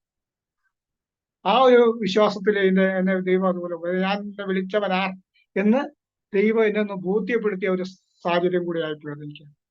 അതിനുശേഷം ഞാൻ തിരിച്ചു വരുന്ന ആ ദേവദാസന്റെ അടുത്ത് ചെന്ന് ദേവദാസൻ എന്നോട് ചോദിച്ചു, ഇനി എന്താ ചെയ്യുന്നത് എന്ന് ചോദിച്ചു. ഞാൻ ചോദിച്ചു, ഇനി എന്താ ചെയ്യേണ്ടതെന്ന് എനിക്കറിയത്തില്ല. എന്നെ ദേവദാസന് രാവിലെ മുതൽ ഇങ്ങനെ പറഞ്ഞു, ദേവദാസനെ കാണണമെന്ന് ദൈവാത്മാവ് പ്രേരിപ്പിച്ച് ഞാൻ ഇങ്ങനെ വന്നതാണ്. അങ്ങനെയാണ് എനിക്ക് ഇന്ത്യ യൗരിഹോം ക്രൂസൈഡുമായിട്ട് ആ ദേവദാസന് പരിചയം ഉണ്ടായിരുന്നു. ഇന്ത്യ യൗരിഹോം ക്രൂസൈഡുമായിട്ട് പരിചയപ്പെടുവാൻ ഇടയായത്. എന്റെ സാക്ഷ്യങ്ങളും എന്റെ അനുഭവ സാക്ഷ്യങ്ങളും എന്റെ മറ്റേ അഡ്രസ് എല്ലാം കളക്ട് ചെയ്ത് യൗരിഹോം ക്രൂസൈഡുമായിട്ട് ബന്ധപ്പെടുവാൻ ആ ദേവദാസൻ മുഖാന്തരം എന്നെ സഹായിച്ചു. ആ ദേവദാസൻ ഒരു വർഷത്തോളം യൗരിഹോം ക്രൂസൈഡ് പ്രവർത്തിച്ച ആളാണ്. അത് യൗരിഹോം ക്രൂസൈഡിലെ മറ്റ് ഓഫീസിലേക്ക് വിളിച്ച് ഇങ്ങനെ ഒരു ആളുണ്ട്, നമുക്ക് പറ്റുമോ എന്ന് ചോദിച്ചു. പറഞ്ഞു തീർച്ചയായിട്ടും ആളെ ആവശ്യമുണ്ട്, അദ്ദേഹത്തിനോട് വരാൻ പറയാൻ പറഞ്ഞു. അതിന്റെ സാക്ഷ്യങ്ങളും അഡ്രസ്സും എല്ലാം എഴുതി കൊടുത്തു. അതിന് ഒരു മാസത്തിന് ശേഷം എനിക്ക് ആദ്യമായിട്ട് പെരിന്തൽമണ്ണയിൽ കടന്നു പോകാൻ കർത്താവിന്റെ പേര് ചെയ്യുവാനൊക്കെ സാധിച്ചു. അന്ന് കടന്നു പോകുമ്പോഴും വലിയ ഭയപ്പാടുണ്ടെങ്കിലും ഓരോ ഭാഗങ്ങളിൽ ചെല്ലുമ്പോൾ സംസാരിക്കുവാനുള്ള ഇടയായി. അതുപോലെ വെളപ്പിശാല, തിരുവനന്തപുരം വെളപ്പിശാലയിൽ അതിനുശേഷം നവംബർ ഡിസംബർ മാസങ്ങളിൽ വർക്കിന് പോകാൻ തുടങ്ങി. അവിടെ ചെന്നപ്പോഴും വലിയ പ്രതിസന്ധിയുടെ നടുവിലായിരുന്നു. അവിടെ നിന്ന് ഞാൻ ചെന്ന് കഴിഞ്ഞപ്പോൾ ഞാൻ വ്യാഴാഴ്ച ചെല്ലുന്ന, എനിക്ക് 2 ദിവസത്തെ ക്ലാസ് ഉണ്ടായിരുന്നു, സുവിശേഷം എങ്ങനെ പറയണമെന്നുള്ള ക്ലാസ്. അതിനുവേണ്ടി 2 ദിവസം മുമ്പ് ചെന്നു. അവിടെ ചെന്ന് കഴിഞ്ഞപ്പോഴാണ് ആ അന്തരീക്ഷം മനസ്സിലായത്. തിങ്കളാഴ്ച വർക്കിന് പോകുമ്പോൾ അവിടെ നിന്ന് നേരെ വീട്ടിലേക്ക് പോകാം എന്നുള്ള ആ ഒരു കണക്കൂട്ടലിൽ ഞാൻ ഇരിക്കുക, പ്രതികൂലത്തിന്റെ നടുവിലായിരുന്നു. ഞാൻ അങ്ങനെ ചിന്തിച്ച് കിടന്ന് ഞായറാഴ്ച കിടന്നെങ്കിൽ ഉറക്കം വന്നില്ല. ഉറക്കം വരാതെ കിടന്നപ്പോൾ 2 മണിയായപ്പോൾ എന്നോട് വന്ന് ആരോ പറയുന്നു, 27-ാം സങ്കീർത്തനം 14-ാം വാക്യം എന്ന് പറഞ്ഞിട്ട് പോയി. ഞാൻ പെട്ടെന്ന് തന്നെ മൊബൈല് ഓണാക്കി ആ വാക്യം എടുത്ത് വായിച്ചു. യഹോവയിൽ പ്രത്യാശ വയ്ക്കുക, ധൈര്യപ്പെടുക, നിന്റെ ഹൃദയം ഉറച്ചിരിക്കട്ടെ, അത് യഹോവയിൽ തന്നെ പ്രത്യാശ വയ്ക്കുക. ആ വചനം വായിച്ചു പ്രാർത്ഥിച്ചു സമാധാനത്തോടെ കിടന്നുറങ്ങി. 2 മാസം ഫുള്ളായി അവിടെ വർക്ക് ചെയ്യാനിടയായി. പ്രതിസന്ധി നടുവിലും കർത്താവ് കരുതലോടെ ഞങ്ങളെ വർക്ക് ചെയ്യാനിടയായി. 2015 മുതൽ ഇന്ന് വരെ ഇന്ത്യ യൗരിഹോം ക്രൂസൈഡിന്റെ ചേർന്നുകൊണ്ട് വിവിധ സ്ഥലങ്ങളിൽ കടന്നുപോയി കർത്താവിന്റെ ശ്രേഷ്ഠമായ വചനങ്ങൾ പറയാനുണ്ട്. കർത്താവ് ഞങ്ങളെ ഭദ്രമായി തന്നെ നടത്തുന്നത് ആ വലിയൊരു അനുഗ്രഹം. ഒന്നുമില്ലാത്ത അവസ്ഥയിൽ നിന്ന് സമൃദ്ധിയായി തന്നെ ദൈവം നടത്തി മുന്നോട്ട് നടത്തുന്ന ആ വലിയ കൃപ. ഇപ്പൊ ഞങ്ങൾ മൂവാറ്റുപുഴ കേന്ദ്രീകരിച്ചുള്ള പ്രവർത്തനമാണ്. ഞങ്ങളെ പ്രവർത്തനത്തെ ഓർത്ത് പ്രാർത്ഥിക്കണമെന്ന് ഈ സമയം ഞാൻ ദേവദാസന്മാരോട് ഓർപ്പിക്കുന്നു. എനിക്ക് ആരോമ TV-യിൽ എന്റെ സാക്ഷ്യം പറയുവാൻ തന്ന ഈ വലിയ അവസരത്തെ ഓർത്ത് നന്ദി പറയുന്നു. അതിനായി ഒരിക്കൽ തന്നെ ദേവദാസനും ഡാനിയൽ ജോൺ പാസ്റ്റർക്കും ദൈവനാമത്തിലുള്ള സ്നേഹവന്ദനത്തെ അറിയിക്കുന്നു. ഞങ്ങളെ ഓർത്ത് പ്രാർത്ഥിക്കണം. ദൈവം ധാരാളമായി എനിക്ക് മാറാം. ഓക്കെ, സ്തോത്രം.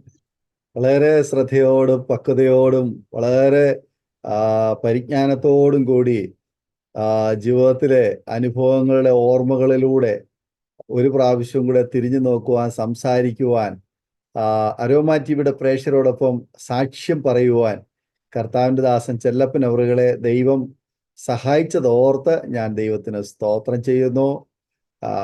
വളരെ പരിതാപകരമായ ഒരു ബാല്യം, യൗവനം, ആ നാളുകളെന്ന് പറയുന്നത് ഒരിക്കലും ഇന്നായിരിക്കുന്ന ഒരവസ്ഥയിലേക്ക് വരണമെങ്കിൽ തീർച്ചയായിട്ടും വലിയ ഒരു ദൈവീക ഇടപെടൽ ജീവിതത്തിൽ ഉണ്ടാകാതെ ഈ അനുഭവത്തിൽ വരാൻ കഴിയുകയില്ല, ഒരു വ്യക്തിക്കും വരാൻ കഴിയത്തില്ല എന്നാണ് അനുഭവത്തിലൂടെ കേൾക്കുവാൻ തക്കവണ്ണം കഴിഞ്ഞത്. ആ കുട്ടിക്കാലം വളരെ പരിതാപകരമായ ഒരു പശ്ചാത്തലം, ജീവിതത്തിൻ്റെ ഓരോ ദിവസവും വളരെ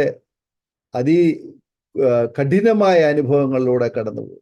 വേണ്ട വിധത്തിലുള്ള വിദ്യാഭ്യാസമോ ആഹാരമോ താമസമോ മറ്റുള്ള ജീവിത നിലവാരമോ ഒട്ടും തന്നെ അനുകൂലമല്ലാതെ ഇരുന്ന ആ ഒരു സാഹചര്യത്തിൽ അറിഞ്ഞതുപോലെ ഉള്ള ജീവിതമൊക്കെ ചെയ്തു. മന്ത്രവാദവും മദ്യപാനവും പൂജയും മറ്റ് പരിപാടികളും ഒക്കെ ആയിട്ട് ആ ഒരു നിലവാരത്തിലുള്ള ആ ഒരു ജീവിതം ഇരുട്ടിൽ നിന്ന് ഇരുട്ടിലേക്ക് പോകുന്ന ഒരു അനുഭവം ആയിരുന്നു. എന്നാൽ അതിനോടനുബന്ധിച്ച് മദ്യപാനം മാത്രമല്ല, ലഹരി വസ്തുക്കളുടെ ഉപഭോഗം അതിതീവ്രമായ ലഹരിക്ക് അടിമയായ സാഹചര്യം, മനസ്സ് നിയന്ത്രണം വിട്ടു പോകുന്ന അവസ്ഥ ഒക്കെ ജീവിക്കണോ എന്ന് തന്നെ വിചാരിച്ച് ആത്മഹത്യ ചെയ്യാൻ വേണ്ടി പല സന്ദർഭങ്ങളിലും അതിനുവേണ്ടി ഒരുമ്പെടുന്ന പല സന്ദർഭങ്ങൾ ജീവിതത്തിൽ കടന്നു വന്നു. അപ്പോഴൊന്നും സത്യദൈവം ആരെന്നോ ജീവൻ ഉള്ള ദൈവം ആരെന്നോ വെളിച്ചം എന്താണെന്നോ എന്നൊന്നും അറിയാത്ത ആ ഒരു ഇരുണ്ട കാലം. എന്നാൽ അതിനെല്ലാറ്റിനും അവസാനം കുറിച്ചുകൊണ്ട് ആ ദൈവത്തിൻ്റെ വെളിച്ചം, നീതിസൂര്യനായ കർത്താവ് ആ ഇരുട്ടിലേക്ക് പ്രകാശിക്കുവാൻ, വെളിച്ചമായി ഇറങ്ങി വരുവാൻ ഇടയായി തീർന്നു. അങ്ങനെ കഞ്ചാവ്, മദ്യപാനം, പാപവഴികൾ, മറ്റ് തെറ്റായ ജീവിത നടപടിക്രമങ്ങളൊക്കെ അതിനെ ഘട്ടം ഘട്ടമായി ഒഴിവാക്കുകയും കുടുംബത്തിലെ ഓരോ പ്രിയപ്പെട്ടവര് ആ ഒരു സാഹചര്യത്തോട് പൊരുത്തപ്പെടുകയും കർത്താവിന് വേണ്ടി ജീവിതം സമർപ്പിക്കുവാനും ഇടയായി തീർന്നു. ഇന്ന് ദൈവത്തിൻ്റെ മക്കളായി, കർത്താവിൻ്റെ വേലക്കാരായി, ഇതുപോലെയുള്ള ഇരുട്ടിൽ തപ്പിത്തടയുന്ന അനേക പ്രിയപ്പെട്ടവരെ, മദ്യത്തിനും മയക്കുമരുന്നിനും ഒക്കെ അടിമകളായിരിക്കുന്ന ഒരുപാട് പ്രിയപ്പെട്ടവരെ കർത്താവായ യേശു ക്രിസ്തുവിലേക്ക്, വെളിച്ചത്തിലേക്ക് നടത്തുവാൻ ദൈവം ഉപയോഗിച്ചു കൊണ്ടിരിക്കുന്നു എന്നറിഞ്ഞതിൽ വളരെ സന്തോഷമുണ്ട്. വളരെ അനുഗ്രഹിക്കപ്പെട്ട ആ സാക്ഷ്യം കർത്താവിന് വേണ്ടി പങ്കുവച്ചല്ലോ. കേൾക്കുന്ന അനേക പ്രിയപ്പെട്ടവർക്ക് ആശ്വാസവും അനുഗ്രഹവും ദൈവത്തിന് മഹത്വത്തിനും കാരണമായി തീരട്ടെ. കർത്താവിൻ്റെ ദാസനെയും കുടുംബത്തെയും ദൈവം അനുഗ്രഹിക്കട്ടെ എന്ന് ആശംസിക്കുന്നു. ശുശ്രൂഷകളുടെ വിശാലതയിലേക്ക് ദൈവം നടത്തട്ടെ എന്ന് പ്രാർത്ഥിക്കുന്നു. ഞങ്ങളെ കേട്ടുകൊണ്ടിരുന്ന മാന്യപ്രേക്ഷകരെ, നിങ്ങളുടെ ജീവിതത്തിൽ ഇങ്ങനെയുള്ള പല സാഹചര്യങ്ങൾ ഒരുപക്ഷെ നിങ്ങളും അഭിമുഖീകരിക്കുന്നുണ്ടാവാം. മദ്യം, മയക്കുമരുന്ന്, ലഹരി വസ്തുക്കള്, ആഭിചാരം, മന്ത്രവാദം, പൂജ പരിപാടികളൊക്കെ ചെയ്ത് ജീവിതത്തിൽ സന്തോഷം കണ്ടെത്തുവാൻ, സമാധാനം കണ്ടെത്തുവാൻ ഒരുപക്ഷെ നിങ്ങൾ പ്രയത്നിക്കുന്നവരായിരിക്കാം. എന്നാൽ അവയ്ക്കൊന്നും നിങ്ങളെ സന്തോഷിപ്പിക്കുവാൻ, നിങ്ങളെ തൃപ്തിപ്പെടുത്തുവാൻ പര്യാപ്തമല്ല എന്ന് നിങ്ങൾ തന്നെ ഇതിനോടകം പല പ്രാവശ്യം മനസ്സിലാക്കിയതാണ്. എന്നാൽ അങ്ങനെയുള്ള വ്യക്തികളോടായി ഞങ്ങൾക്ക് പറയാനുള്ളത്, കർത്താവിൻ്റെ ദാസൻ ചെല്ലപ്പൻ്റെ ജീവിതത്തിൽ യേശു കടന്നു വന്നപ്പോൾ തൻ്റെ ജീവിതം സമൂലമായി മാറുവാൻ ഇടയായി തീർന്നു. തൻ്റെ ജീവിതത്തിന്, സ്വഭാവത്തിന്, മാനസികാവസ്ഥയ്ക്ക്, ആത്മീയ കാഴ്ചപ്പാടിന് എല്ലാറ്റിനും ഒരു മാറ്റം വന്ന് അദ്ദേഹത്തിൻ്റെ ജീവിതത്തിൽ ഇന്ന് സമാധാനമുണ്ട്, സന്തോഷമുണ്ട്. അദ്ദേഹത്തിൻ്റെ കുടുംബത്തിൽ മക്കൾ, മരുമക്കൾ, ചെറുമക്കൾ എല്ലാവരുമായി സന്തോഷത്തോടെ ഇന്ന് അവരായിരിക്കും. മാത്രമല്ല, ഒരു കർത്താവിൻ്റെ വേല ചെയ്യുന്നവരാണ്. അനേകർക്ക് വേണ്ടി പ്രാർത്ഥിക്കുകയും അനേകരെ ഇതേ അനുഭവത്തിൽ നിന്ന് രക്ഷയിലേക്ക് നടത്തുകയും ചെയ്യുവാൻ ദൈവം അവരെ ഉപയോഗിച്ചുകൊണ്ടിരിക്കുന്നു. പ്രിയപ്പെട്ടവരെ, നിങ്ങളുടെ ജീവിതത്തിലും ഈ യേശുവിന് പ്രവർത്തിക്കാൻ കഴിയും. യേശുവിന് നിങ്ങളെ സൗഖ്യമാക്കുവാൻ കഴിയും. യേശുവിന് നിങ്ങളെ രക്ഷിക്കുവാൻ കഴിയും. നിങ്ങളുടെ മദ്യപാനമാണോ നിങ്ങൾക്ക് തടസ്സമായിരിക്കുന്നത്? നിങ്ങളുടെ കഞ്ചാവോ ലഹരി വസ്തുക്കളുടെ അനുഭവമാണോ നിങ്ങളെ ജീവിക്കുവാൻ അനുവദിക്കാതിരിക്കുക? നിങ്ങളുടെ കുടുംബത്തിലെ സമാധാന സ്വസ്ഥതയെ നഷ്ടപ്പെടുത്തുന്നത് ഏതെങ്കിലും ലഹരിയാണോ? എന്നാൽ ഞാൻ പറയട്ടെ, ഇന്ന് നിങ്ങൾ ഈ സന്ദേശം, ഈ സാക്ഷ്യം കേട്ട് കഴിയുമ്പോൾ നിങ്ങളെ രക്ഷിപ്പാൻ കഴിവുള്ള കർത്താവിൻ്റെ മുൻപാകെ, കർത്താവേ, ഞാൻ ചെയ്ത തെറ്റുകളെ, പാപങ്ങളെ അങ്ങ് എന്നോട് ക്ഷമിക്കണമേ, അങ്ങ് എൻ്റെ തെറ്റുകളെ എന്നോട് ക്ഷമിക്കണമേ കർത്താവേ എന്ന് പ്രാർത്ഥിക്കുവാൻ താങ്കൾ തയ്യാറാകുമോ? താങ്കളുടെ മദ്യപാനം, ലഹരി, കഞ്ചാവ്, എല്ലാവിധമായ പാപവഴികളും ഉപേക്ഷിക്കുവാൻ തക്കവണ്ണം ദൈവം നിങ്ങളെ സഹായിക്കും. യേശുവിൻ്റെ രക്തം സകല പാപവും പോക്കി നമ്മെ ശുദ്ധീകരിപ്പാൻ ശക്തിയുള്ളതാണ്. ആകയാൽ നിങ്ങളൊരു നിമിഷം കണ്ണുകളെ അടയ്ക്കൂ, ഹൃദയങ്ങളെ ആഗ്രഹമാക്കൂ, പ്രാർത്ഥനയ്ക്കായി സമയങ്ങളെ ചെലവഴിക്കൂ. നിങ്ങളുടെ ജീവിതത്തിൽ വലിയൊരു മാറ്റം വരുവാൻ തക്കവണ്ണം ഇടയായിത്തീരും. യേശുവിന് മാത്രമേ നിങ്ങളെ രക്ഷിപ്പാൻ കഴിയത്തുള്ളൂ. നിങ്ങളുടെ കൂട്ടുകാർക്കോ, പ്രിയപ്പെട്ടവർക്കോ, ബന്ധുക്കൾക്കോ ആർക്കും നമ്മെ രക്ഷിപ്പാൻ കഴിയുകയില്ല. നിങ്ങളായിരിക്കുന്നിടത്ത് നിങ്ങളെ പുറത്തു കൊണ്ടുവരുവാൻ ദൈവത്തിനും ദൈവത്തിൻ്റെ വചനത്തിനും മാത്രമേ കഴിയുകയുള്ളൂ. നിങ്ങളുടെ സമീപത്തുള്ളതായ ഒരു പ്രാർത്ഥനാലയത്തിലേക്ക് നിങ്ങൾ കടന്നു പോകും. ഒരു ബൈബിളിൻ്റെ ഒരു കോപ്പി വാങ്ങിച്ച് നിങ്ങൾ അത് വായിക്കുവാനും ധ്യാനിക്കുവാനും പ്രാർത്ഥിക്കുവാനും തുടങ്ങൂ. കർത്താവിൻ്റെ മുൻപാകെ നിങ്ങളെ തന്നെ ഒരു നിമിഷം സമർപ്പിക്കുവാൻ തുടങ്ങൂ. കർത്താവ് നിങ്ങളെ രക്ഷിപ്പാൻ തക്കവണ്ണം ഇടയായിത്തീരും. ഞങ്ങൾ നിങ്ങൾക്ക് വേണ്ടി പ്രാർത്ഥിക്കാം. അതല്ല, നിങ്ങൾ മറ്റേതെങ്കിലും പ്രശ്നത്താൽ കടന്നു പോകുന്ന ഒരു വ്യക്തിയാണോ? രോഗം, ദുഃഖം, ഭാരം, പ്രയാസം, കുഞ്ഞുങ്ങളെക്കുറിച്ചുള്ള ഭാരം, നാളെയെക്കുറിച്ചുള്ള ആശങ്ക, ജീവിതത്തിൽ സാമ്പത്തിക ബുദ്ധിമുട്ടുകളെ, കടം, അതുപോലെ ജപ്തി നടപടികൾ ഒക്കെ വിഷയങ്ങളുമായി ഭാരപ്പെടുന്ന പ്രിയപ്പെട്ടവർ ഞങ്ങളെ കേൾക്കുന്നുണ്ട്. ഞങ്ങൾ നിങ്ങൾക്ക് വേണ്ടി പ്രാർത്ഥിക്കാം. യേശുവിന് നിങ്ങളെ രക്ഷിപ്പാൻ കഴിയും. യേശുവിനെ നിങ്ങളെ രക്ഷിപ്പാൻ കഴിയും. പ്രാർത്ഥിക്കാം. നാം ഒരുമിച്ച് സ്തോത്രം ചെയ്ത് പ്രാർത്ഥിക്കുമ്പോൾ അരോമ ടിവിയുടെ പ്രേക്ഷകർക്ക് വേണ്ടി കർത്താവിന്റെ ദാസൻ ചെല്ലപ്പൻ അവറുകൾ ആമേൻ ഒരു നിമിഷം പ്രാർത്ഥനയിൽ സഹായിക്കാം. പ്രാർത്ഥന. കർത്താവേ, സ്വോത്രം സ്വോത്രം സ്വോത്രം. ഇത്തിനും നീതിമയമായ സ്വർഗീയ നല്ല പിതാവേ, നല്ല സമയത്തിനായി സ്വോത്രം ചെയ്യുന്നപ്പാ. കർത്താവിന്റെ കൃപ ചെയ്യണം. കർത്താവിന്റെ കൃപയെ സാധിക്കും കൂടെ ഇരിക്കുമാറാകണമെന്ന് പ്രാർത്ഥിക്കുന്നു. ആരോഗ്യ പിന്നിൽ പ്രവർത്തിക്കുന്ന എല്ലാ ദേവദാസന്മാരെയും കർത്താവെ അവിടുന്ന് അനുഗ്രഹിക്കുമാറാകണമെന്ന് പ്രാർത്ഥിക്കുന്നു. കർത്താവിന്റെ കൃപ കൂടിയിരിക്കുമാറാകണമെന്ന് പ്രാർത്ഥിക്കുന്നു. ചെയ്യുന്ന തൊഴിൽ എല്ലാ മേഖലകളും കർത്താവെ ഏറ്റവും അനുഗ്രഹമായി തീരണം. കർത്താവിന്റെ കൃപ കൂടിയിരിക്കുമാറാകണമെന്ന് പ്രാർത്ഥിക്കുന്നപ്പാ. അതേപോലെ കർത്താവെ ആരോഗ്യ ടിവിയിലൂടെ കർത്താവിന്റെ സാക്ഷ്യങ്ങൾ പറയുവാൻ കർത്താവെ അത് അനേകർക്ക് പ്രയോജനമായി തീരുവാൻ, അനേക അന്ധകാരത്തിന്റെയും കർത്താവെ അടിമയപ്പെട്ടവർ കർത്താവ് ഈ സാക്ഷ്യം കേൾക്കുമ്പോൾ കർത്താവെ അവരുടെ ഹൃദയത്തിൽ അവരുടെ ജീവിതത്തിൽ പുത്തൻ ഉണർവ് കർത്താവെ നൽകി ലഭിപ്പാൻ കർത്താവ് കൃപ ചെയ്യണമെന്ന് പ്രാർത്ഥിക്കുന്നു. കർത്താവിന്റെ ദാസന്മാരെ കർത്താവിന് ശക്തീകരിക്കണം. കർത്താവിന്റെ കൃപ കൂടിയിരിക്കുമാറാകണമെന്ന് പ്രാർത്ഥിക്കുന്നപ്പാ. നല്ല ദാനങ്ങളാവേണം ശക്തീകരിക്കണം.